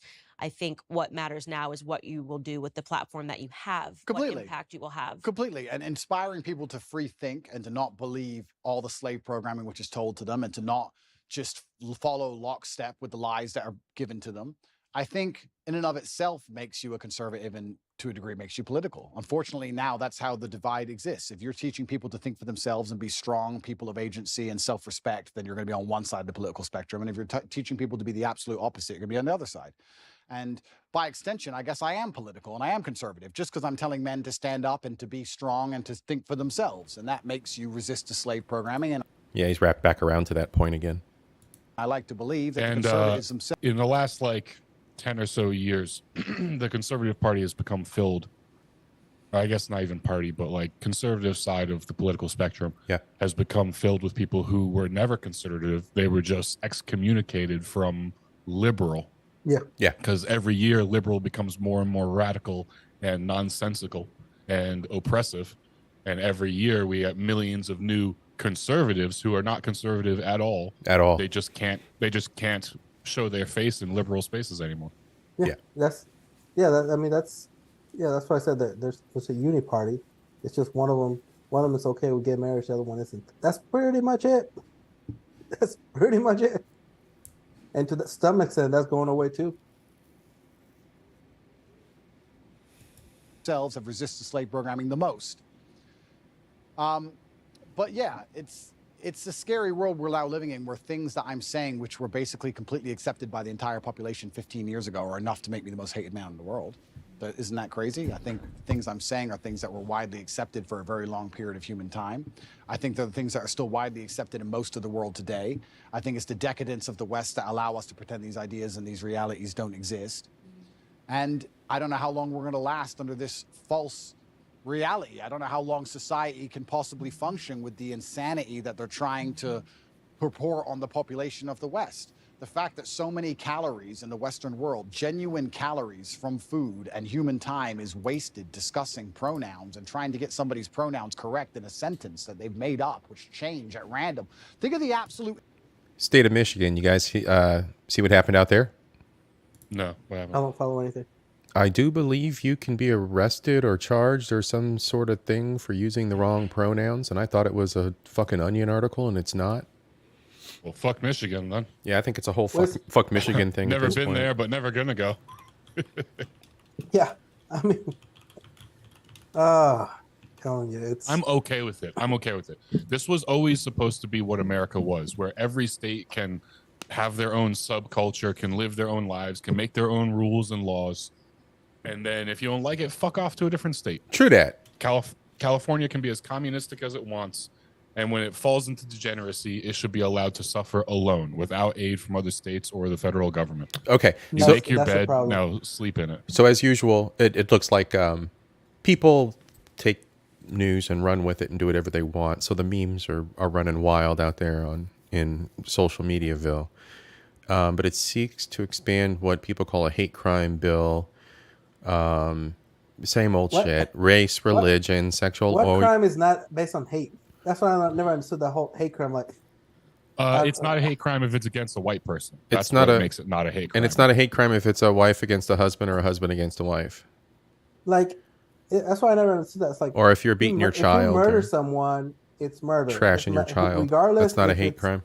Regardless if it's because he a different color, it's still murder. Like, what? Well, that's like, it. See, what you're confusing is what a if crime. I kill him with kindness? Though? Right. You're confusing a crime of passion with a hate crime. See, there's different levels here. Yeah. See, a crime of passion's personal. Hate crime, that's not so much personal. Let's just bring some Sharia law. Start whipping people in large stadiums and cutting hands and everything. I think gladiatorial punishment should be a thing. I think we should bring back medieval torture. Yeah. And I think it should be a lot easier to get the death penalty and a lot harder to go to jail. Yeah. So I think if I became ruler of the world tomorrow, I would release all of the non-violent criminals and think of more creative ways for them to repay their debt to society. Mm-hmm. And all of the people who are hurting children or rapists or psychopaths or career criminals with a history of violence, execute all those people, throw them into a fucking volcano. And maybe if we start executing people by the tens of thousands, because we literally have millions of organized crime members in this country who have dedicated their lives to sowing disorder in society. Maybe if we just started executing these people, maybe America would no longer be a haven for criminals. I think we just described a little bit of Sharia law there, sir. Yeah. Yeah. And that used to be really a very staunch view of mine growing up. And I think through my 20s and early 30s, I was solidly locked on that. Jawad, do you see what happened to the in Dubai to that driver chick? So last I heard, Jawad, her passport had been taken and she was not allowed to leave, but there weren't any. She's going to jail. There weren't any charges. Yeah, she's gonna. If you think you're gonna be a liberal, if you're gonna be a liberal in a Muslim country, you're gonna pay the price. Yeah, she was jumping up and down. I saw her jumping up and down in the rental office, getting all flamingo chicken headed. There's a level of entitlement that's just shocking, and oh yeah, we all know what we're talking about here. Absolutely. None of us, I haven't seen any video, but we can all imagine what that looked like. Yeah, a flamingo. How out of pocket she probably got. Facts. Yeah. Facts. And she has the entitlement, the stratospheric entitlement, to think that she can get out of pocket in America, so she must be able to get out of pocket in other countries as well. Nope. Nope. They executed, when I got to China, they executed an Australian girl like within the month I arrived. They killed her by firing squad. I was like, yep, this isn't America. What a anymore. waste. You know she was probably fucking hot too. Yeah, I mean, what a waste. it's Fucking know, Australian broads are gorgeous. Damn it. Are they? I don't know. From what I've seen, yeah. I don't have that much experience with Australian women. What I've seen, But yes. I know that they're the descendants of the UK folk, and those folk are stunningly unattractive. Well, that's why their Navy's the best, right? Stop that. Yeah, exactly. The weather, food, and women made the British the greatest sailors on Earth. But Jawad, you're absolutely right. El Salvador did exactly that. They went around, they arrested tens of thousands of criminals. Yeah. And he was stating on it that is slightly based on literally the readings from like Islam and things like that. They're on there like yeah, why everything should be about the betterment of the society. Forget about this forget about democracy, this whole holding hands things. I'm like, no, everything that is wrong is wrong. That's it. Moving on. The whole concept of a criminal justice system is to try to remove bad elements from society. Yeah. It's the whole concept of a prison. It's why prisons exist. You mean And it's I not a hate that we live in for-profit a industry where society- you turn and burn and create career criminals? It is Yes. And I hate that we live in a society that continues to try to rehabilitate people after they're consciously making the decision to not be a part of society. Absolutely. When someone's 35 and they've been arrested for the 20th time, and 10 of their last 20 arrests were violent crimes or had a component of violence in the crime, it's like, why are we trying to rehabilitate that person? Well, it's what have they done to really? They haven't really rehabilitated anything. Like no, they certainly haven't. Right. If the first time they got whipped 10 times or a real whip, and then 75 whips, the third time you don't think about it. Like, wait, hold on. I still got the scars from the last time. Wait a minute. I got my hand cut off. Hey, wait, hold on. They just executed, beheaded 49 rapists and 115 baby rapists. You know what? I'm just gonna fast for a little while and live in a cave. Literally. Well, see, that's the problem. There's Every nothing. There's no kind of rapist that we tangible. have- There's nothing tangible there as far as punishment. There's nothing at all. Yeah, there's nothing. And people have Well, been these people are been protected. cranked through the system so many times as a even lesser the opposite offender. of punishment. Yeah. It's the opposite of punishment. Somebody like a child molester actually gets protected because the other inmates will deal real justice if they get their hands on that person. Yeah. So they put child molesters into a different wing. They put them into like they get different isolation pods altogether. to protect them. Yeah, with the other To child protect them. molesters. Insane. Yeah, like in I mean, it would have been an easy beheading. It would have been immediately beheaded. Actually, you know what? There was a documentary about it was in Afghanistan. This found out her husband was doing that on it, stabbed in her sleep, killed him on it. She got, I think, well, it was still murder, so she only got like 3 years. It's like you still have to pay it, and I was saying on it, but there you go. Like no, and after that she's free to go. Like it's like, well, you still murdered somebody, you didn't take it to us, and she said no, I wanted to do it myself. So she technically got her punishment was for taking justice into her own hands instead of going to the courts, or then he would have gotten executed as well. On it. So it's like, well, you circumvented the law. You still, so, but that was it. What percentage of cases do we have irrefutable evidence where we have like video evidence, DNA evidence, or the person who committed the crime just straight up admits it? Like, yeah, I did that. Yeah. In those cases, that should be an immediate No contest cases. If somebody is claiming that they're innocent and there isn't good enough proof, Yeah. then you jail that person and hope that the proof comes out or that they're exonerated. But when we have hard and fast proof, undeniable proof, why are we keeping that person around? Why are we trying to rehabilitate them? And fuck if DNA It's evidence just for isn't it's getting just the for-profit prison system. And yeah, there's and rules fuck if about- DNA evidence isn't showing more and more shit, both in the innocent and guilty side of things. And there's rules over there as well of false testimony. Like all these women who are giving false testimony over there, that is, you're getting like lashes. You cannot do false. Yeah. Like they're Yeah, and doing see, now, that's like everything. There's a balance. That's on, the on piece. both sides. Yeah, and that's the piece where things are missing because that's those are cultural boundaries based around a religion, and here in America, it's like freedom. So all that gets distilled down and there might be a Venn dissolved. diagram where I agree with some parts of that stuff. Yeah, but I'm never gonna want burkers. I'm never gonna want alcohol or drugs to be what's that called? Capital punishments. I'm never gonna have any interest in those things. Yeah. Well, there's no capital punishment for drinking. So All right.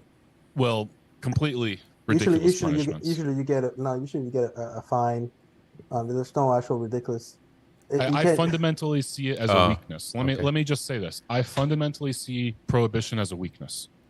If you take a population of humans, adults, and you tell them, you guys aren't responsible enough to have access to XYZ, so we're going to make it illegal, that fundamentally strikes me as a foundational weakness that people should be ashamed of. If you have a gambling problem that's so bad that you can't walk past the casino, you should be fucking ashamed of yourself. Yeah, but people aren't taught. People aren't taught that, and that's a big thing right now in. So I'm just gonna say, like, it's a big deal in the blackosphere across fucking YouTube is shame or not shame. Because if you're not taught from a young age that what you've done wrong has repercussions, you don't learn that. You don't learn the accountability. You don't learn feeling shameful for your action. So now we're fucking trying to shame assholes who weren't even raised right, who were grown like a fucking vegetable. So I battle with that in my head, and I fucking get it, man. Liberalism actively attempts to remove shame from society, the concept of shame, the feeling of shame. And it's because they're doing so many shameful things. Yeah. Fucking ignorant. It's ignorant. Yes. I put as much shame as I can on myself every day. As much shame as I can on myself. Yeah. But I think a society where we allow weak people to fall into their own weaknesses, and if you have self-destructive tendencies and left to your own devices, you're going to spiral downward and implode. I don't understand. I understand why we might want to intervene before that when you're a child. But if we're talking about grown-ass adults, I couldn't give a shit. If you want to destroy yourself, go ahead and destroy yourself. Agreed. Well, the problem is that they take down other innocent bystanders as well. And then that's why that's where society should step in. This is where that societal energy, this is just like that whole baby mama. Well, I could raise baby on my own. I got people around me that are going to help. You're wasting fucking other people's resources because of your stupid ass fucking decision. You're going to actually be a drain to society and a drain to people around you because you want to be a weird, selfish bitch. That's why you want to be a weird, selfish motherfucker, and you want to be a drain on society and be a fucking couch bandit instead of getting your ass up and being a man. That's why laws based on the community, not for individual, work best. Yeah, certainly. Well, actually, no, I'm not sure. I completely agree with that. Not completely, but that's the basis of laws based on what's the betterment for the community as a whole. Because if it betters the community, it'll eventually better the individual. So, but the problem with that is, to play devil's advocate, is that the core problem with centralization is that nobody's competent enough to write rules that apply to large groups of people fairly. It's called Sharia law, the law of God, and Quran. Yeah, and it's filled with lots of problems. It's not filled with any problems. And by far the most efficient way to create systems is from the ground up, not from the top down. And the ground up would start with individuals, not with a community. I disagree. Now that's true. That could be another podcast. That could be another. It's another discussion because well, decentralization is the whole reason why capitalism works. It's the only reason why we have iPhones and the internet and we have clean water and abundant food. It's all because people are working as individuals, not as collectives. But you're talking two different things. You're talking about but that doesn't mean you're conflating one thing with the other. Again, we can go talk about this for a long time on it because when they're growing up, if it's based on individuals, then as time progresses, things that were, like, for instance, we see it now, progressiveness and on it changes. People's whims changes, on a daily basis, and you go back to the same problems that you're having now. But again, I'm not going to keep talking about. We'll talk about it. Yeah. yeah. We'll have this disagreement some other time. Yeah. Vanity of that. And how long can a society actually function with that degree of decadence and absolute asinine behavior? I don't know how long it can even function anymore. I think the West is in a lot of trouble. And it's almost like, especially certain talking points, and I find myself guilty of it as well. We talk about certain talking points which are pushed to the front. And I kind of feel like they are a mass distraction. They have to be, because they're so ridiculous. But the problem is, there's a certain percentage of the population that genuinely believe them. I would love to live in a world where they try and push the idea that a man is a woman, or that a man can change to a woman and then compete in women's sports without an advantage. I would love for them to try and push that idea, and for everybody to go, this is stupid, next, no. But because some people believe, we have to now waste our time discussing and debunking the most obvious, hello, water is wet. We have to sit here and talk about the sky being blue for days and weeks and years almost at a time. Talk about the ultimate distraction tool by the Matrix, for them to sit there and go, you know what? Let's come up with some absolute garbage and let's throw it to the front, and the smart people will fight against it, but enough dummies will disagree with it, and that will keep them distracted while we do something that matters. And I even find myself falling victim to it, because it's so necessary, because a certain subsect of the population is so dumb that they believe it. If people were all just a little bit less receptive to the slave programming, everyone would stand up and say, no, you're going to try harder than that next. And we could discuss something that actually matters. Yeah, it's all based on this feelings. Is the point I was going to say earlier about COVID. They appeal to feelings. So, they don't appeal to logic anymore. Yeah. I think a lot of people do not understand how petty and vindictive power can genuinely make somebody. And I had an argument with a friend of my brother about 2 or 3 years ago during COVID, when you had to wear a mask when you went in the restaurant, and then you sat down, you took it off, and then you ate, and you put it back on to go to the toilet, you took it off. And I said, I hope you understand there is someone somewhere, some billionaire on a yacht, who is doing this as a compliance exercise, as a joke. I know. As a joke. And he goes, why would you do all that just for a joke? Because if you're in charge of the entire world and you have unlimited money, what's going to make you happy? A Ferrari? You've had Ferraris your whole life. Boring. All that you care about is power, compliance. It's all funny to you. It's vindictive. It's petty. Why not? You're in charge. For the same reason, if you're in charge of a big company, you're like, you know, I want you all in at 8:45 tomorrow. Why not? It's a power play. Ego, status, respect, all the things we were talking about earlier. These people are born into massive influence. Money doesn't make them feel powerful. They've never worked for anything in their lives. Now they have a little bit of control over you. They're going to make you do some dumb so they can laugh at you. I'm telling you, it was a joke. I say the same thing. I'm like, there's no way they're not just playing like. Okay. So going on that, I've worked for some CEOs, or even lower 3-letter executives that have that air of presence and just being a dick. I mean, I've worked for some people like this, but doesn't that go along with that whole leadership thing? They're actual fucking psychopaths, sociopaths. And some would say, that that's how they got to the position they got to, because they were that psychopathic mentality to get all the way to the top. And I think it's some cases. I don't think it's a broad spectrum thing. No, but I think the majority of them do. I think if you get to a certain level, you start viewing people as beneath you to some extent. And you see that when you're answering to the shareholders, I can see that, and it's a necessary evil in a lot of cases. So I don't know. I think I have to push back on that, because it feels like depending on what system we're talking about here, you cannot lead by force. So in my experience, the only places where people have led by force are in relatively small, relatively unsuccessful organizations, or organizations that are so big that there's a complete lack of oversight, and somebody can be a completely ineffective manager for 10 years and no one even notices. Okay. So then I've seen both sides of that. I've seen seen small 20-person companies just fold because of that. Yeah. And I've seen very large corporations where they insulate the pricks. Exactly. And that person is hurting the bottom line of the company, but it might be a fucking $50 billion company, so they don't even notice that this person is a piece of shit. Yeah. But depending on the industry, that can't exist. And depending on the scope and the size of the person's responsibility, person's responsibilities, that can't exist. Things come out in the Like, wash. They can't thrive. You can't thrive in that environment. Spent nearly the first 10 years of my work history in food service. And I met lots of tyrants, especially owners, restaurant owners. But their tyranny was their biggest weakness. And it was obvious, like when you talk to them, oh, you've been doing this for the last 40 years.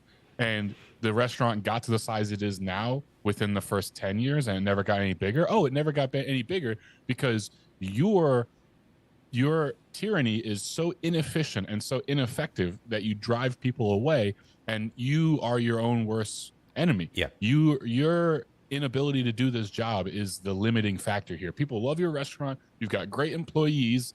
Everything's going well except you. You're the common denominator. Yeah. And that's why you've been doing this for 40 years and you haven't grown in 32 years. Yeah, exactly. And I guess at the same time, you start on the opposite side. People that have money and they've gotten everything, turning into going into the weird parts of it where they're doing like the Epstein Island type stuff on it because they've gotten everything. So they go into the taboo stuff on it because they've done everything, they've seen everything, and they bought everything. God complex. What else? What else is left? God complex. Yeah. Well, the irony about bringing up the shareholders like you did earlier is that the shareholders are disproportionately likely to be the guys on the island. Yeah. The people who come from multi-generational money where they've got $500 million invested in 1,000 different places and it's making 4%.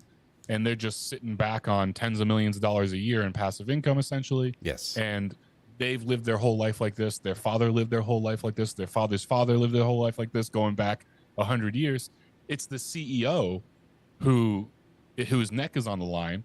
Is if last quarter we had a 4% growth and this quarter we only have a 2% growth, you're going to get your neck snipped. But if last quarter you had 6% and this quarter we have 8%, you get a $30 million bonus. Right. Exactly. And damn the little man throughout all that. That's right. Keep stacking those boxes. No, you don't get a bathroom break. Shit in your pants, you fucking pleb. Get that fucking truck and deliver. Yeah. Like You better Simon pee in says, that see if bottle. they can actually make stuff that people shit into abide your by these sock. things, and people keep Take it actually home with abiding you. by them. There's no way that they're not sitting back laughing. It's a joke. They must be laughing because it's so preposterous. And people don't understand that there are people in the world who have power who are literally vindictive enough to just mess with the entire populace for a joke. And I don't think Definitely people true. understand when Yeah. you look at the Matrix as a whole, and you talk about the media machine and how it's trying to push these ideas on you and the people behind it. The people behind it do not have any kind of genuine intention. Their intentions are absolutely I need to make a point feel about good and feel powerful. this. no Might matter be a what it little bit of a tangent, so stop me if I go off. Mm-hmm. But I'm pretty open to conspiracy theory. Okay. And I need to say, because nobody ever talks about this and it pisses me off, most conspiracy is not planned. It's just a convenient opportunity, or it's the result of inaction. Everybody thinks of conspiracy theory as a bunch of men in a room with like a whiteboard, like planning things out step by step. So much conspiracy is just people in power recognizing an opportunity and then just taking advantage of it, or inaction. I have to do A, B, C in order for D to happen. But what if I just don't pick up the phone and B never happens? Fuck. And then C never happens, and Yeah, then D never I can happens. see I think that. it's a little bit of both. I think it's a little bit of both. I think there are some I can see that. things I could see that. that Yeah. were Some things are planned. opportunistic. Yeah. Like, But it's just so much easier to take advantage of circumstance. It's so much easier. Inaction and circumstance are so easy to understand. Humans are lazy too. well, Yeah, humans are lazy. Humans are lazy as fuck. Yeah. Like for instance, I think there was like, if we ever had it, for instance, like the whole COVID thing on, it's like, if there like a global thing that could happen, we could do this.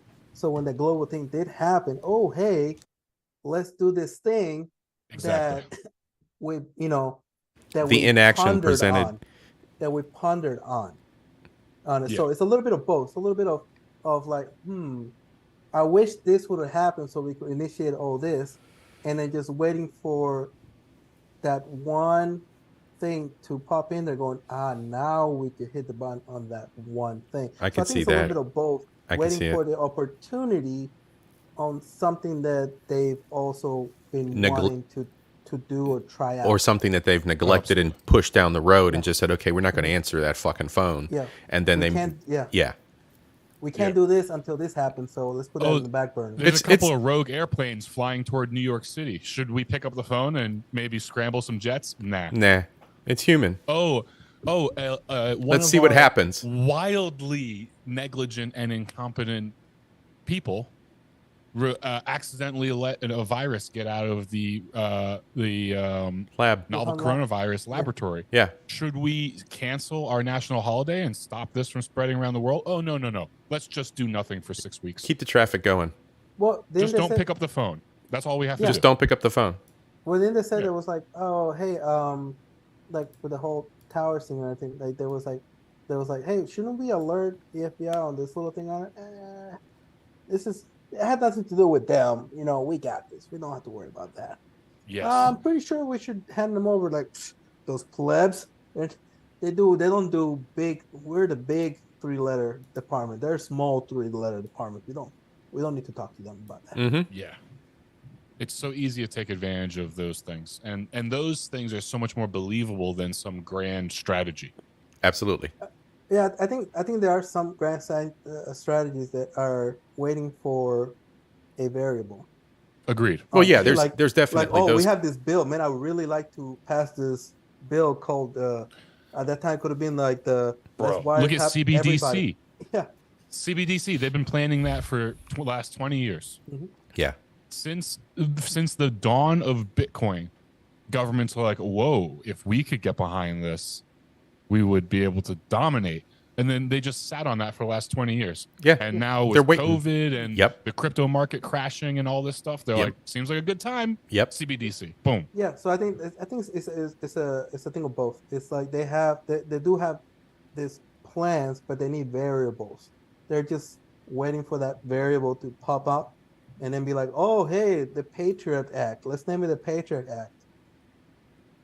Yeah, the Saving Puppies and Kittens Act, Yeah. where you agree to have your mouth sewn onto someone else's asshole. Right.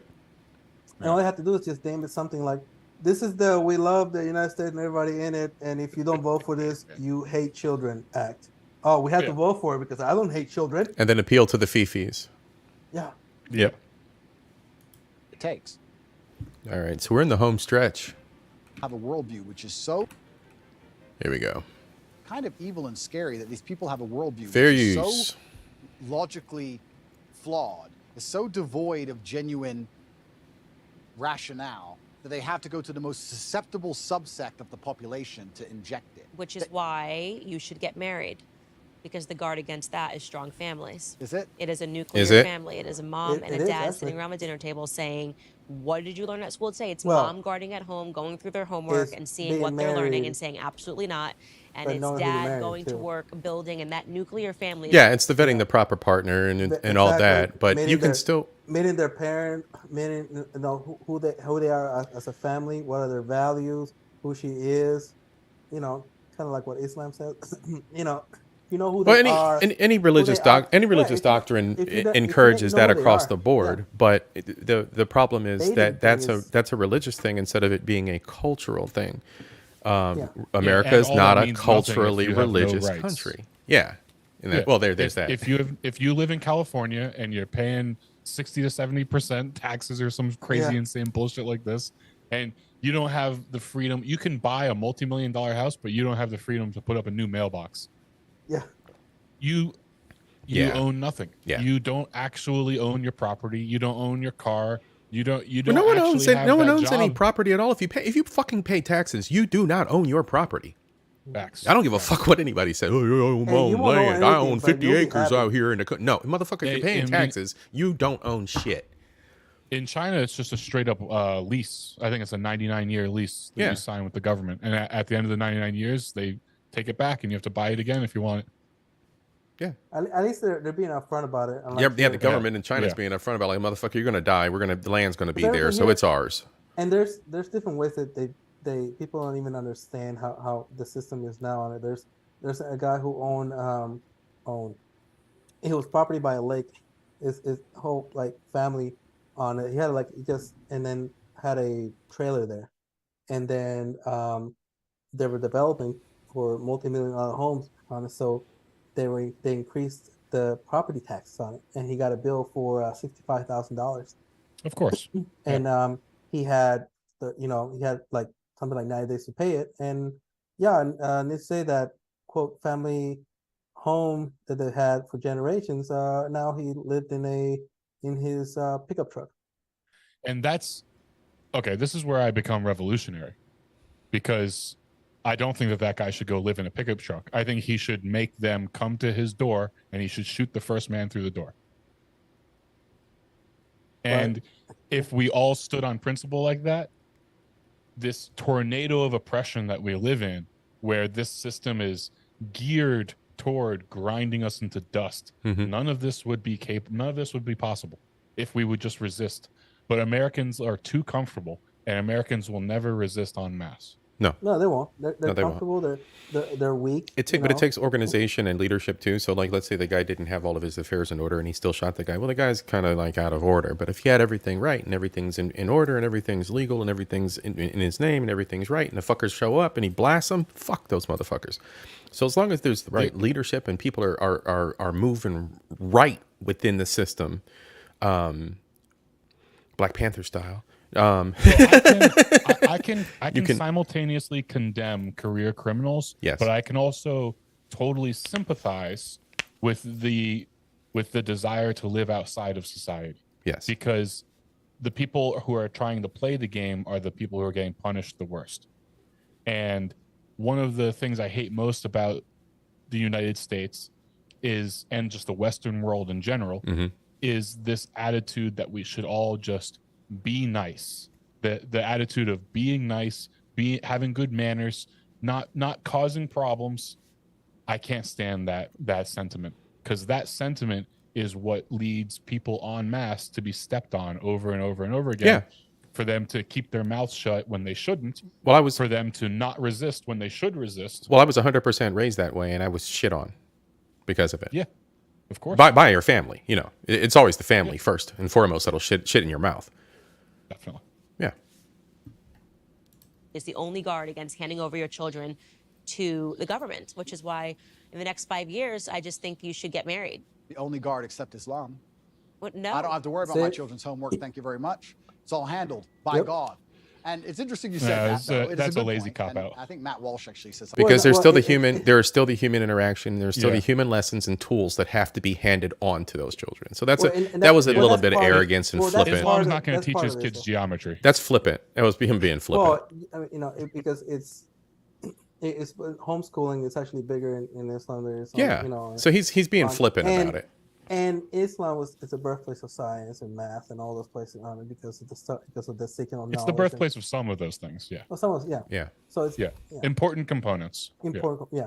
So what he's talking about it's just the quote unquote conservative ideal of having a structure where you don't hand off your kids to a random stranger. I'll wait for him to say that directly, but he is being flippant.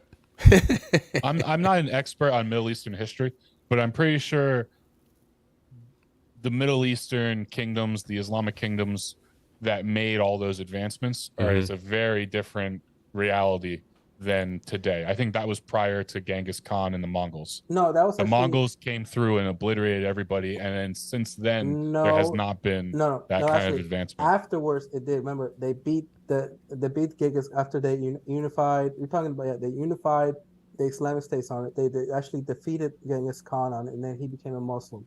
All of them became Muslim on it, and then afterwards was a time of rebirth of Islam, and up until the time of where the British spy was sent to the Islamic State that started what we have now on it, which is the Florence of Arabia. Okay. On it, where they used the tactics of prepping up those that actually wanted to have a nationalistic point of view instead of a Islamic point of view, where they wanted to be called, instead of being called Muslim, they wanted to be, we should be Pakistani Muslim, or we should be Saudi Muslim, and they want to have their own quote borders, because there were no borders on there. So they propped up, gave them weapons on it, so then they could be beholden to Europe, and we have what we have now. It started with a British spy. It's not that there were no borders. I mean, Well, The really, It was all of the it was Middle East used to be one giant kingdom for most of history. It was the Persian Empire, then it was the Ottoman Empire, and then Turkish Empire. Yeah, the Ottoman Empire. So it was the tribal Yeah, split that caused all that. Yeah, and that happened through the Lawrence of Arabia, Yeah. where he actually introduced Western ideals on territory and set on and put up different people on it, so they no longer actually carry the banner of Islam instead of carrying the banner of their own country. And then as more and more they became beholden to, Europeans, and most of those things started coming around, and then to get the resources, oil became a big thing on it, and then all of a sudden they need to free those oil fields with freedom. So Jawad has got a comment out there. It said it's called the Balfour Act, the establishment in Palestine of a national home for the Jewish people. It was made in a letter from Arthur James Balfour. Go read on it. We can do a podcast on it later. Yeah. It's a declaration from November 2nd, 1917. Shit, the Rothschild's name is thrown out there too. Always. Goddamn. All right, let's hit this home stretch. Something about me having, I have children from a few different women. I don't like to give details on it. But so does Elon Musk. And I do think, although this may be elitist, I will state here that at a certain level of finance, it's not the same crime as it would be if I was a traditionally financed individual. I can afford 2 or 3 families, and I can afford to see them all, and I can afford to go to 3 countries in a single day on my jet if I need to. I'm a very good father to all my children. I love them very much. And you're right. I completely agree with you. The nuclear family is the answer. My solution is not the solution for everyone, but the nuclear family is the answer. I agree with you. But Islam is also an answer. Well, I don't know enough about the Islamic faith to be able to counter you on that point, but I do think that having all your children around the dinner table, brother sister rivalry, This is beautiful. for the rib, it's beautiful. Of course. I want that for you. Of course. I want that for you. The Candace Owens podcast is supported by Grand Canyon University. Gosh, Candace. Go subscribe to Candace if she is your thing. She's got plenty of things to offer everyone. Food, nutrition, religion. We talk about Darwinism. I'll ask you another question because I'm very interested. Do you think abortion is Darwinism?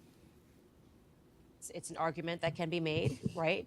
Killing off your own offspring, it means that you're not putting your offspring into. But like these people with the sign, I killed 10 of my kids. Isn't that? I mean, it's evil. It's satanic. It shouldn't happen. I'm not saying that it's a good thing. I'm just asking: is there a Darwinistic element to all of this?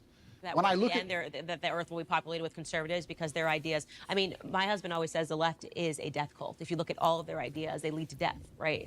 You can't procreate. You're killing off your own offspring. Every single one of their ideas leads to death and destruction. It's unbelievable. So in the end, you'd have to have the perspective that conservatives went naturally. There's a difference between extremes. We're not talking just the left. We're not talking just the center. We're not just talking the right. We're talking far right, far left. Extremes. Everyone always throws out these extreme examples and then frames it as being that.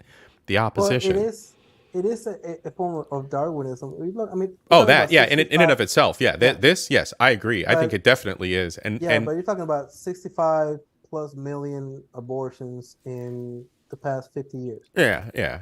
So whatever. that is, and that's just what we know of. So you're talking that is a form of Darwinism. Yeah, I mean, look, we're taking look at the individuals. Probably the circumstances that those children would have been born into by those individuals would have been pure shit to begin with, by either neglect or environment. And there are not enough numbers. I'm sorry. I wouldn't say that it's better off to murder them on there, because we've seen we've seen from that greatness that comes out of it as well on there. And not only just that, if most of it has been pushed for the minority population on it, like something like the black community, instead of being like 13%, to be stuck in that percentage on it, they will actually be more like 30 to 33%. They'll be a third of this country if it wasn't for that. So I don't know if it's my age or what, but think about the voting power of having them having 1/3 of the vote instead of just being 13%. Yeah, and I get that. I think that's why I think that there's how much change then could have been overall if it wasn't for that whole perspective of their lives would have sucked. So it's better for them to be dead.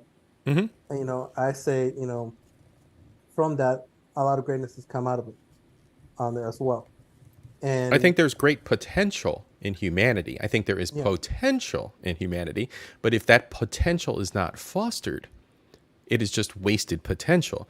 And the higher chances of those individuals, especially from single parent homes where the situation isn't healthy, the potential for them to come out as a healthy individual, nah.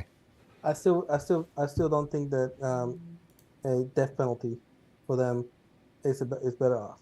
I don't think that's just because then that becomes okay. We should just start calling humanity, the lessers. Yeah, that's all it is. Your statement is just okay. All the lessers, we start calling them off, and and it'll be better overall. That's something to read for later. You don't have to bring that up. Damn now, it! yeah, Why yeah. did you do that? I'm a fucking nerd, man. Hey, Come that's on, for man. the next podcast. I love history. The only problem with history is that there's just too much to study. Like I don't know enough about Middle Eastern history. I don't know enough Me about either. ancient African history. Me either. I don't know enough about like the Southeast Asian islands and their history. I don't know shit about South America. Oh, South America is pretty much the CIA's playground. I know that And the that Nazis, side of, don't and the forget about And then Nazis. in Chile, especially in Chile. St. There's still Lucia. St. hospitals. Lucia has There was Nazi still- listening posts. And Argentina. Argentina are basically white people. The Italians went there and Yeah. genocided the local population and then started colonies there, and they're basically fully Italian. Yes. But anyway, yeah, what I just Google is from the 7th to the 13th century was the Islamic Golden Age, and that ended with the invasion of the Mongols. And the Mongols ruled the Middle East for about 100 years, ending with the destruction of Baghdad, which is the razing of Baghdad, which is one of the most extraordinary destructions of a city in history of the world. Well, Absolutely nothing was left. Yeah, Mongols were extremely good at one thing. Boy, didn't they kill like a third of the entire world? Didn't They killed a third? they killed like 20 million people in a world where there was only 100 million people in the world. I mean, they are on something and then they embrace Islam at the very end. They embrace Islam. It's like what? Yeah, Like it was huh? Well, Like, what? The Middle East was a place of extreme science and education, and then they became more militant as a response to the Mongols, because the Mongols were so violent and destructive and barbarous that and then that was always my impression of history, is that the Middle Eastern Islamic kingdoms never recovered from the Mongols. Wow. Because we're talking about If we own the culture. yeah. But we don't. So what they're doing is they're using the culture to psyop enough young children who are not living a traditionalistic life, or like you're saying, or not having a strong family, nuclear family, to keep them against the slave programming. And they're using them to create the new generation of death cultists to continue to keep humanity under attack. But I don't know.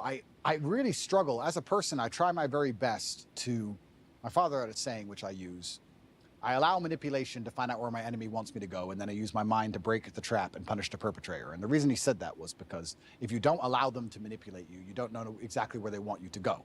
If they try to manipulate you and you absolutely not resist, you might end up taking another path towards the same destination. So you should allow them to manipulate you. Watch the slave programming, watch the propaganda, watch all of it, find out what you want, then what they want you to believe, and then you can use your mind to instantly break the trap. I did it in COVID. And when I first watched COVID, when I watched the Italian hospitals and people falling over in China, at the very, very beginning of it, I sat there and thought, what do they want me to believe? They want me to be scared of this disease. They want me to be afraid. No, I'm not going to be afraid. So if I'm not afraid, what's the answer? Well, the answer is to go to which country? Sweden's open. Nobody talks about the fact that Sweden was open the whole time, never closed ever. I mean, interesting, we're in nightclubs the entire time people were locked in their houses. Nobody talks about this. It's like no one mentions it anymore. But you have to use your mind to break the trap. And I feel like I've tried to allow my mind to be psyoped into this transgender stuff or this abortion stuff. And even I can't even pretend to buy into it. I can't see how you can reach that level of delusion. And that's where I say, maybe it must be Darwinism, because maybe even with all of my mental capacity, I can't even pretend to be stupid enough to want to go and chop my genitalia off to then imitate a woman, poorly imitate a woman for the rest of my human years. That literally sounds like a form of torture. That sounds like one of the worst existences Well, it's genocidal. ever. I feel It's sorry fundamentally. for any. So much of this liberalism is genocidal because it's stopping these people from procreating.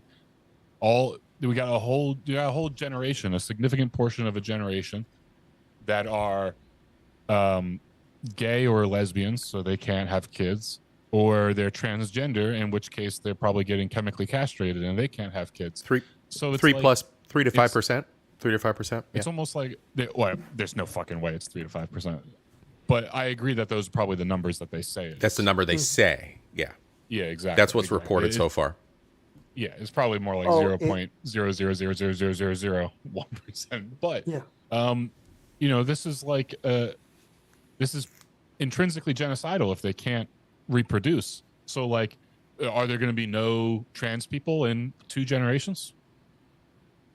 No, because the program is still going to be there. And not even that.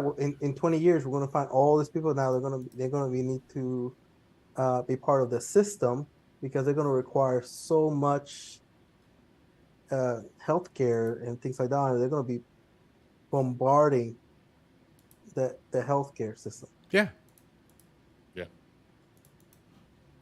Anyone who's fallen for that, because they're never going to be what they want to be, ever.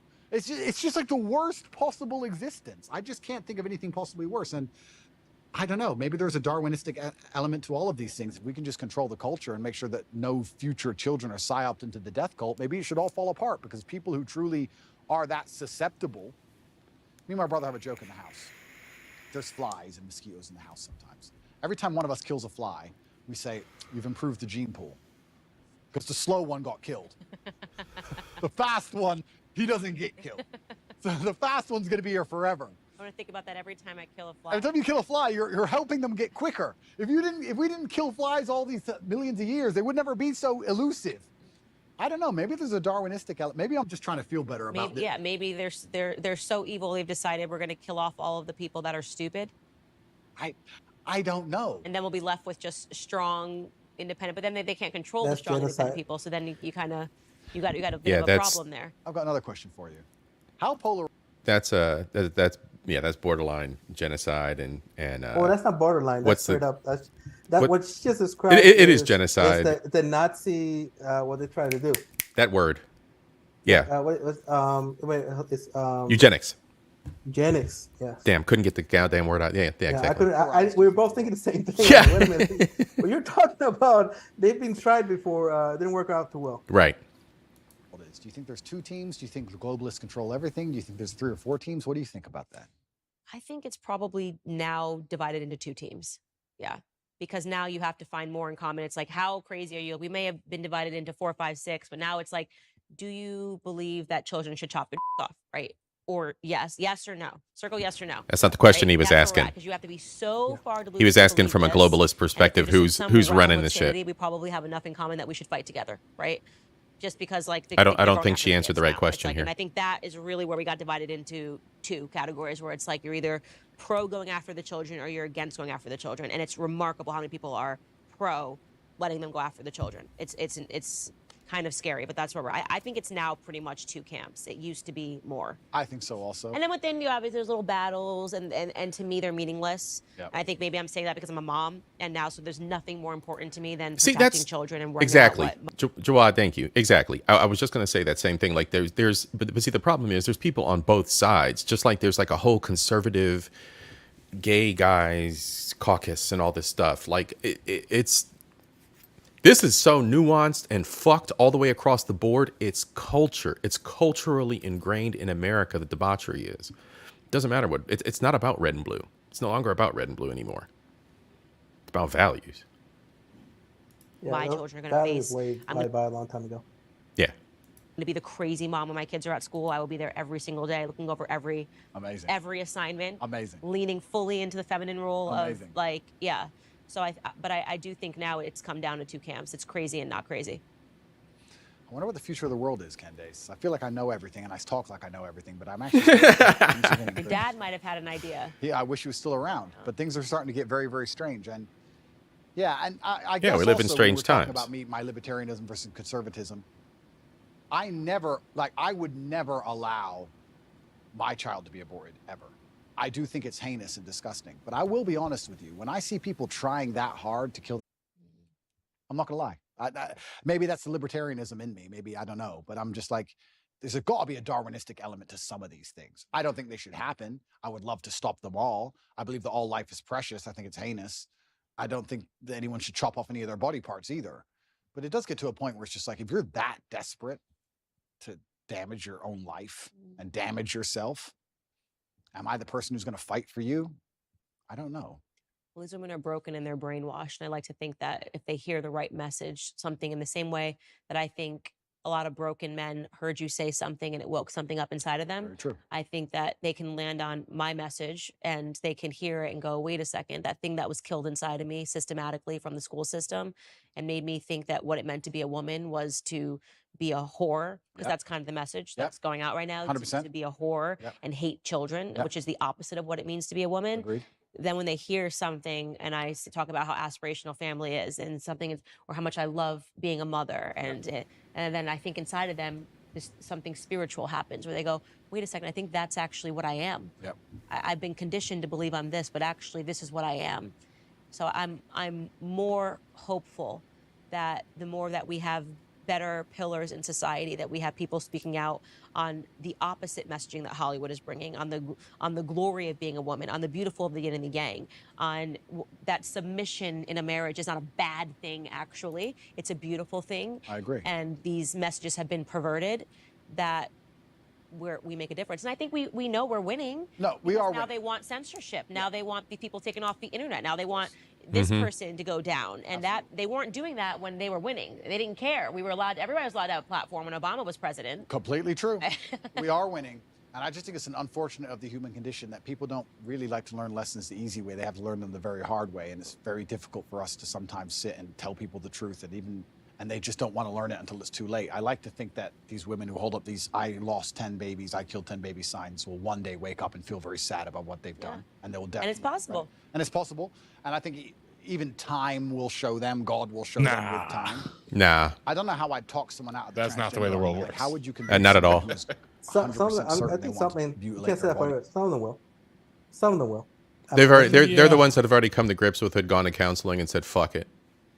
Some of them eventually deep die inside. Some of them will, and on the day of judgment, they will have to explain themselves. There's a degree of evil that most people can't commit. Most people cannot walk 1 foot in that direction in normal circumstances. We're obviously not talking about extreme circumstances.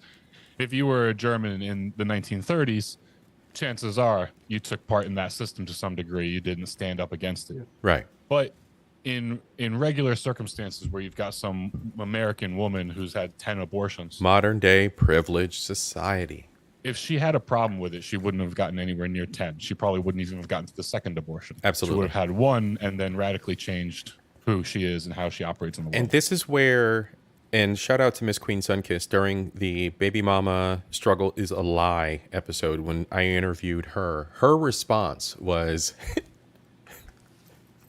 God forgive me, her response was, let the bitches bleed out on the table. Because it's getting to the point where women are using this as birth control. It's been. Or had. It's been like that for, Yeah. been like that for at least my entire life. Had, It's been like that for decades. It's been like that for a long time. What are you talking about? So the statistics have stayed the same, that only about, what is it, a fraction of a percentage was because of rape and incest. So I think Everything else was, It's a fraction of percentage, and the majority of people who have abortions have had multiple abortions. I think there's a fair amount of Darwinism there. Yeah, their body. That's a scary one to me, because their mind. And that's also one that you can't really undo, which I think is sad, which is why the suicide rates go up after transitioning, I think, is once you do it, you've committed. But I've sat down with a man that did that, had the full surgery. His name is Walt Heyer, and he's dedicated the rest of his life to waking up other Well, that's the most noble thing you can do. Yeah, he's like, you know, this is what I did. This is how I was convinced. This is how I was brainwashed. This is what happened to me. I was actually just molested when I was a kid, and I just wanted to get rid of my identity in any capacity. So I did the most extreme thing that I could possibly do. I platformed those individuals, and I think that he runs a not-for-profit now, which, you know, Sex Change Regret. There's many people that are like him out there, and yeah. What about Nora Vincent, who didn't even have a sex change, but just pretended to be a dude? Just makeup, cosmetic makeup. How long did she spend like that? A year or something? 1 year. Like that? As a It was dude? 1 year. It was 1 year, but it was after she she did the book. Yeah. And then she went to mental. It was like a couple years afterwards. She couldn't. Yeah.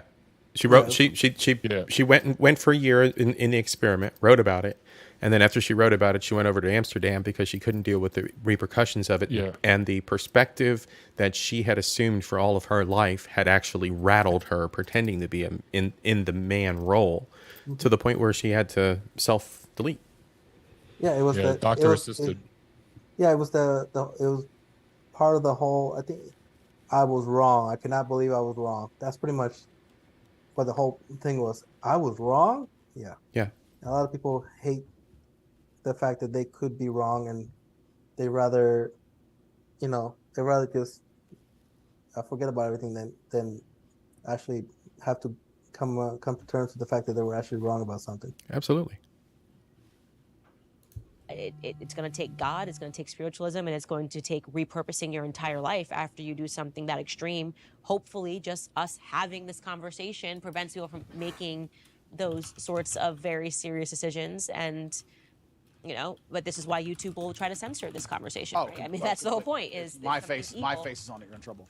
So I'm going to ask you a few more questions if you don't mind. My face is trouble too. I would just like to state. Yeah, of course it is. Why do you think marriage has stop jerking each other off? Why do you think less people? Yeah, absolutely. Conditioning. She said stars in her eyes the whole damn interview. It's about the feminist messaging, going back to our conversation about the matriarchy. They've totally conditioned women to believe I will have stars in my eyes too. That you I'm not gonna lie. unhappy. Look, we all know Tristan is the top G. Okay. Andrew might be the older brother, but let's be real here. Right. When in reality, I got more freedom than I ever had when I became married, because I finally became a secure woman. I knew what my purpose in life was when I had children. Everything else is so stupid and meaningless. How could you think you were going to find your purpose at the bottom of a Red Bull vodka at One Oak, Candace? You know what I mean? How could you think that? Well, because that's what Hollywood told me. That's what I saw on MTV, and I thought that was all aspiration. I look at those women, I think they're miserable. I look at these people that are still finding their freedom. I say, find the number one feminist that you know and ask yourself a question. Do you think she's happy? Chasing her career. Do you think Chelsea Handler's happy? Never. Right? She can smoke a bit of weed from time to time. And so I don't know about I'm lucky that I got that wake-up call. I'm blessed that I got married. I'm blessed that I have, 3 children now with this one on the way. And the more that I can talk about how happy and fulfilled I am for the first time in my life, right? Not when I was drinking and pretending to be happy, but for the first time I actually am happy. And I got those things by finally realizing that the message that those things were going to constrain me was utterly false and was meant to put me down a path of misery.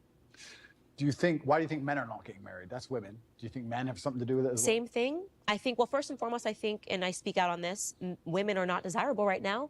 Everyone's a Kim Kardashian clone. I asked you earlier, what don't men want? And you said promiscuity. Well, that seems about the only thing that's being offered right now.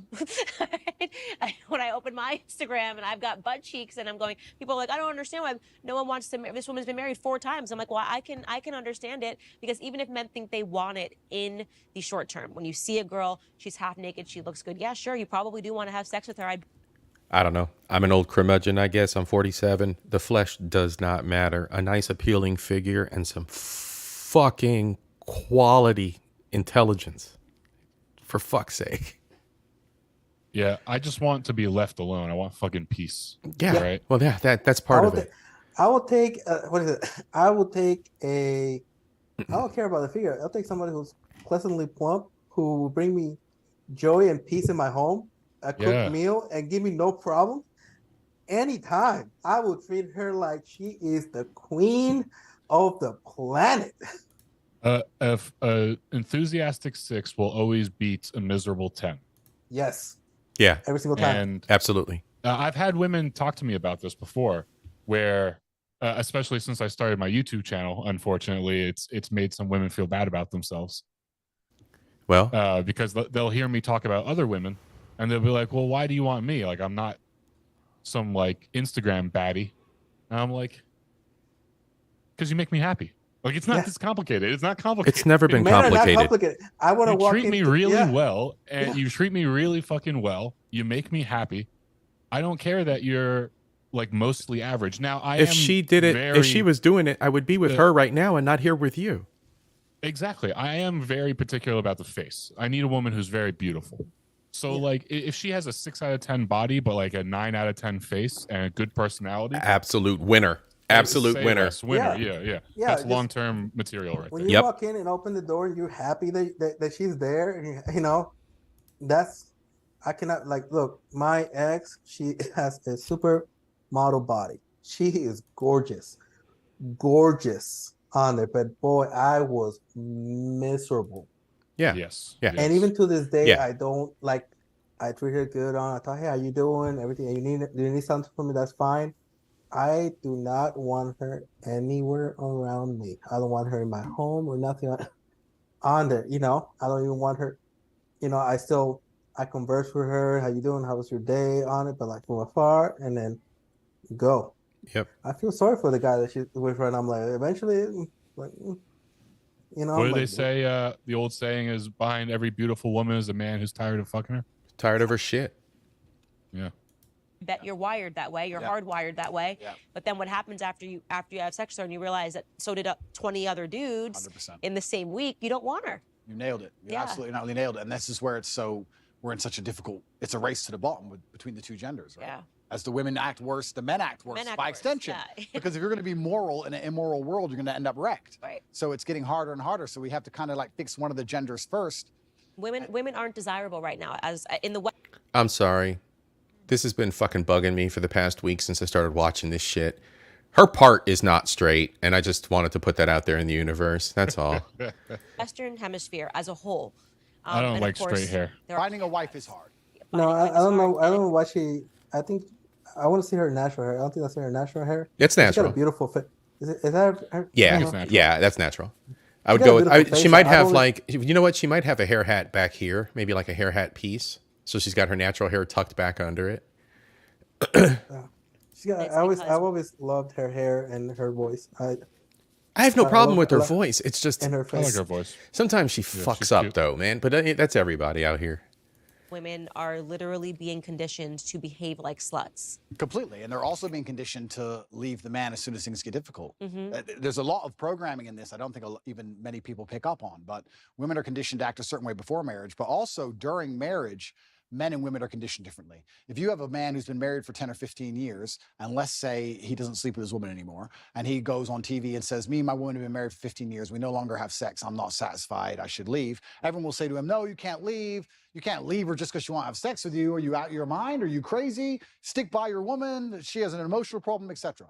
If you had a woman who said, I've been married for 15 years, I've been with him, I'm not attracted anymore, I don't have sex with him anymore. You deserve freedom, you can go get someone else. Why are you Strong putting up and with this? independent. His- You go, his girl. feelings aren't You your go. responsibility. True. So it's actually Yeah, very that's fucking interesting true. also, the psyop happens post-marriage. Women are also attacked post-marriage to not try, not stick around, not worry about their in husband's marriage, needs. speaking to your point, one thing I speak to the young women that follow me about is making an effort after you get married. This idea, I was reading this ridiculous column, Ask Jane, where a guy was writing in earnest saying, you know, I love my wife. She's a wonderful mother to our children. We've been married. She had one child. Two years later, she gained 50 pounds and hasn't lost it. Yeah. And the Jane wrote back to That's him a and lot. yelled at him for saying, he's like, I'm Yeah. not attracted Fucking to her lot. anymore. I don't want to. Just yelled at him for even saying this. And I'm going, no, this is why are you yelling at him for being honest? The idea that marriage is a finish line is problematic. That, oh, well, 50 I got pounds, the that's guy, a- I pretended I like to work out If and I go to the gain gym, and now 50 that I've got him, pounds I'm right going to now, gain 200 boy, pounds and he's you know just how stuck with round me. I will That be? is a poisonous mentality. You should 50 make an pounds. effort for I'm your 6'4". 50 pounds is the difference between me having a dad bod and me having a six pack. 50 pounds I would look like If I I mean, look- I would be back. I would look like shit. I would look like shit. If I lose 50 pounds right now, I would look be like Santa actually- Claus. Yeah, I would be too skinny. Like I would actually be under the weight that I should be. Like I would look emancipated. Yeah. 50 pounds is a lot. Emaciated. Fucking lot. Yeah. Oh yeah, Emaciated, yeah. He said emancipated. Emaciated. Hey, my English is very good looking. Okay. Jawad, yeah, there we go. Jawad, lesbians are having marriage problems, bro. Guess who? Guess who's beating up one another more than men are beating up women? Yeah. Yep. Inconvenient truth over there. Inconvenient The truth. most violent relationship is lesbian. Lesbian And relationships are the most violent, kids, and towards kids on too, top of and- that, yeah, and on top of that, you have women who basically beat their men 50% to the 50% of men who supposedly are beating their women, based on the stats. So it's pretty much even, and it's been pretty much even for the past decade, men versus women with the domestic bullshit. Figure it out, fuckers. Been that's part of marriage, is caring about each other, caring about each other's health. Health is wealth. So it's even that is toxicity, to say to a woman, well, to say to a man, well, you just have to like her anyways if she's 300 pounds and doesn't care anymore and sits on the couch all day. Jesus. That's not what marriage is really about. It'd be like Completely agree, and that. I think It'd be everything like in life that. is rented. I don't think anything is ever owned. I think 300 pounds is an average where I'm from. that your health is rented and you have to pay the rent every day, and your marriage is rented and you have to work on your marriage every day, and your business is rented and everything you have is rented. I think the idea that even owning anything or anything is a finish line is wrong. Right. You don't just start a company and go, okay, I'm rich now. No, you got to work on that company every day. It's rented. You don't just get in shape and go, I'm in shape now, it's done. No, absolutely everything's the same, and a relationship is exactly the same, and I completely agree with you. I think that the breakdown of the nuclear family and the breakdown of marriage in the West is actually one of the ills and one of the big problems with it. I am not married myself, so I'm not being completely, I don't want to come across as hypocritical, but I do think that is actually a fast way to a degree to solve a lot of problems in society. I do think, though, in the current setup of society, I think the reason a lot of men are also rejecting marriage is, one, because there's not many wives to find, but two, I think a lot of men find themselves very unhappy in marriage because the women have no interest at all in satisfying them, like you said, or no interest at all in their needs. And they end up scared of divorcing her because they're going to be bankrupt in a marriage where they don't feel respected.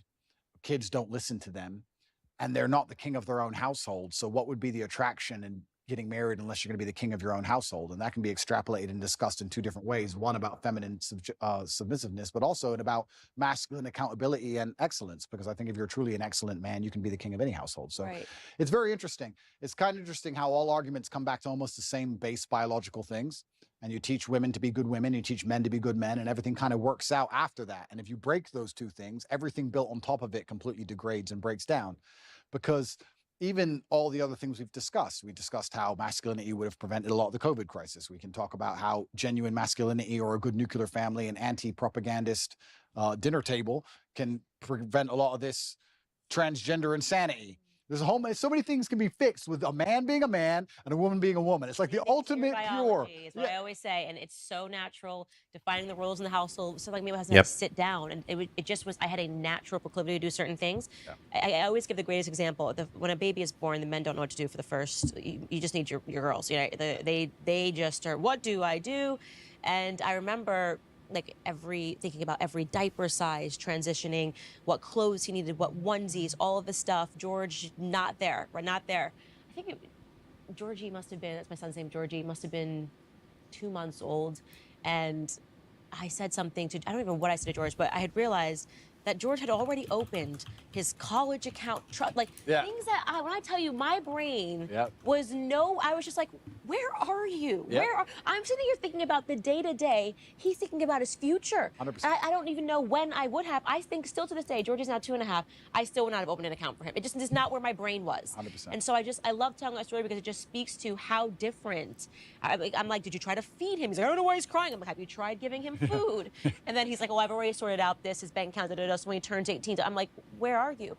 Men and women. Yeah, so fit in your role as the woman, provide the nurturing, and let's move forward as a family. Weird chick. Jawad is dead right about that. Yeah, he's killing it. A regular ass man can go overseas and he can find a traditional woman who will be a good wife and a good enough or a good mother and a good enough wife.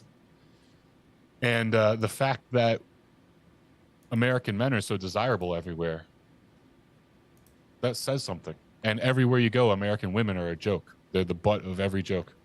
Yeah. Yeah. But Western women too. It's not just American. Western women. Yeah. It's the same thing Yeah. as European women. UK Yeah, women it could be are ugly as hell UK, too. French, whatever.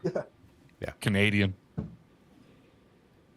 Women are different and it's beautiful. Those differences are beautiful. The sex differences are a beautiful thing. Our instincts are beautiful. Yep. And we need to stop shunning them in this society. I love being a woman. I love that my husband's a man. We shouldn't be making someone feel badly about being a woman. We shouldn't make someone feel badly about being a man. Well, absolutely. And if I had to be pessimistic about why they're doing it, pessimistic and also very realistic, they want to cause absolute chaos and confusion, because during chaos and confusion, you can implement anything. Of course, slavery. It's slavery, right? People will give up their freedom for only one thing, and that's safety.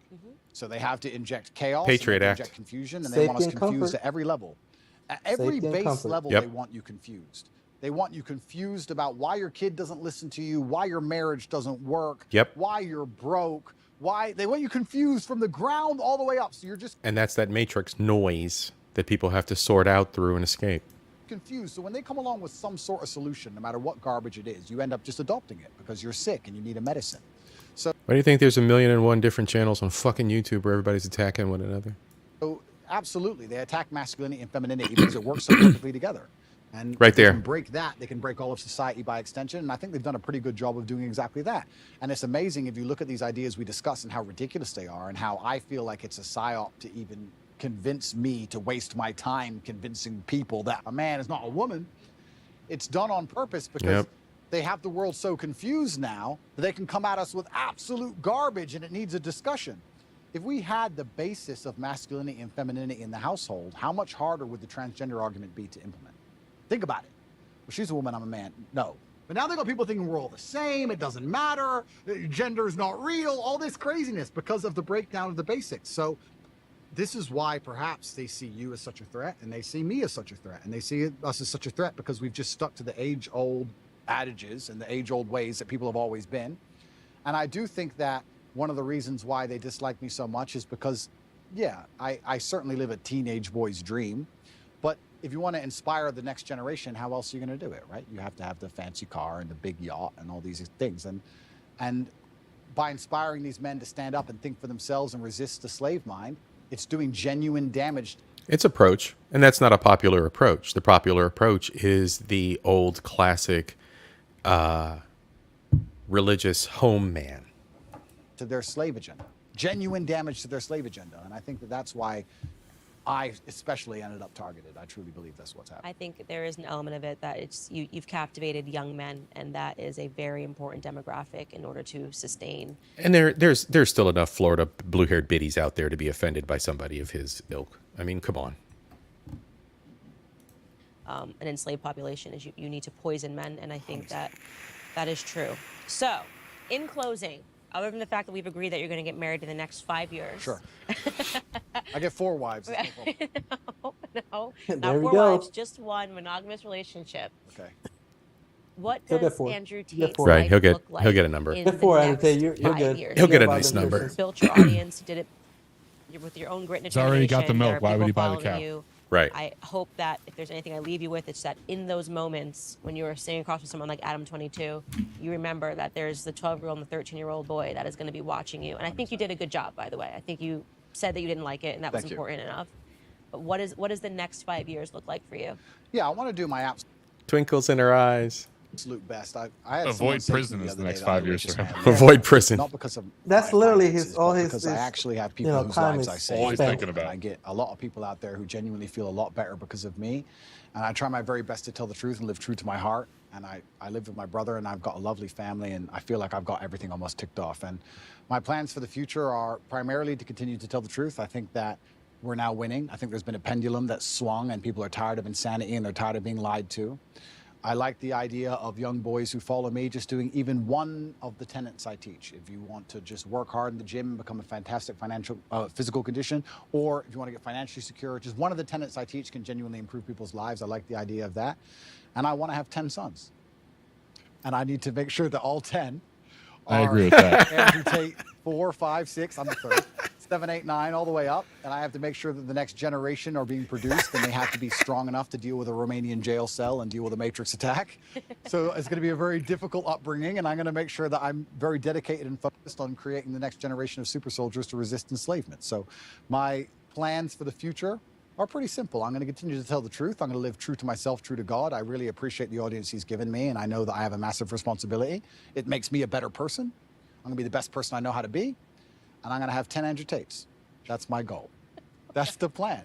Well, you heard it here first, ladies and gentlemen. If you thought one Andrew Tate was bad, you've got 10 more coming at you in the near future. Andrew, thank you so much for taking all of this time. All right, fellas. That ends that. We'll put a cap on it. So, overall, a good interview. I think it was an excellent interview. There we go. Yeah, it's definitely good. One of his best. I think it was one of his best interviews. Every other one usually. This one sounded different than most of the other interviews he's been in. So she's a great interviewer. Nobody's flawless here. Everybody's got their flaws. Everybody's got their problems. But I think she did a great job. I think she provided she allowed him enough time to provide a fair perspective on his life and past, which is the main thing, right? Gaining perspective. So I have no complaints. I am not an extreme fan of either. It's chicken and bone to me.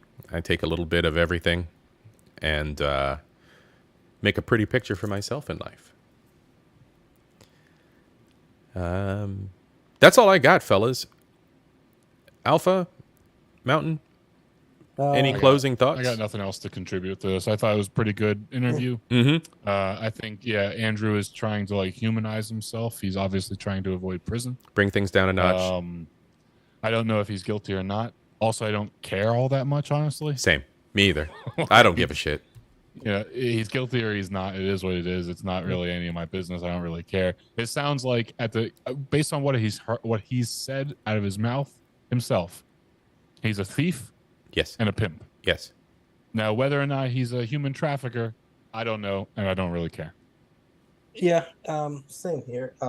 Absolutely. You know what he did. What he did. What he didn't do. He didn't do.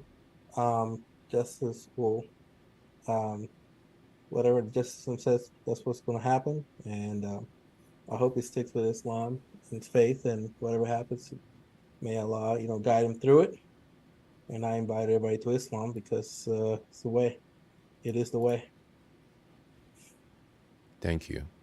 Thank you very much for the insight and perspective, gents. As always, we bring a little bit of something different in flavor and vibe to YouTube, and I am grateful for you being here. Everyone out there, please like and subscribe to @AlphaRevert and @MountainChad. These gentlemen have some great content. Great. Expect to be impressed. Also, special guest @Brownsburg did not make it. My twin did not make it tonight, but show him some love as well. He's got some great philosophy, insight, and content as well. So, everyone out there, big up yourselves. Have a great evening. I am going over at 9 p.m. to Killa Swag and Sweet Melody Media's collab for the Grown and Sexy chat. I will, give me just a second here. I'll pop a link in the description. And I'm going over there for 9 o'clock with them. Get on their panel. I think that's going to be a lot of fun. Get some exposure and link up with a lot of new individuals. So, otherwise, everybody have a great night. I'm going to play some music for you. As always, you get about 10 minutes of tunes. If you are a local artist in the Columbus, Ohio area, and you'd like to be premiered, let me know. Feel free to reach out to me in the About section on YouTube. All right, everybody, big up yourselves. Have a great night. Take care. Here. Assalamu alaikum.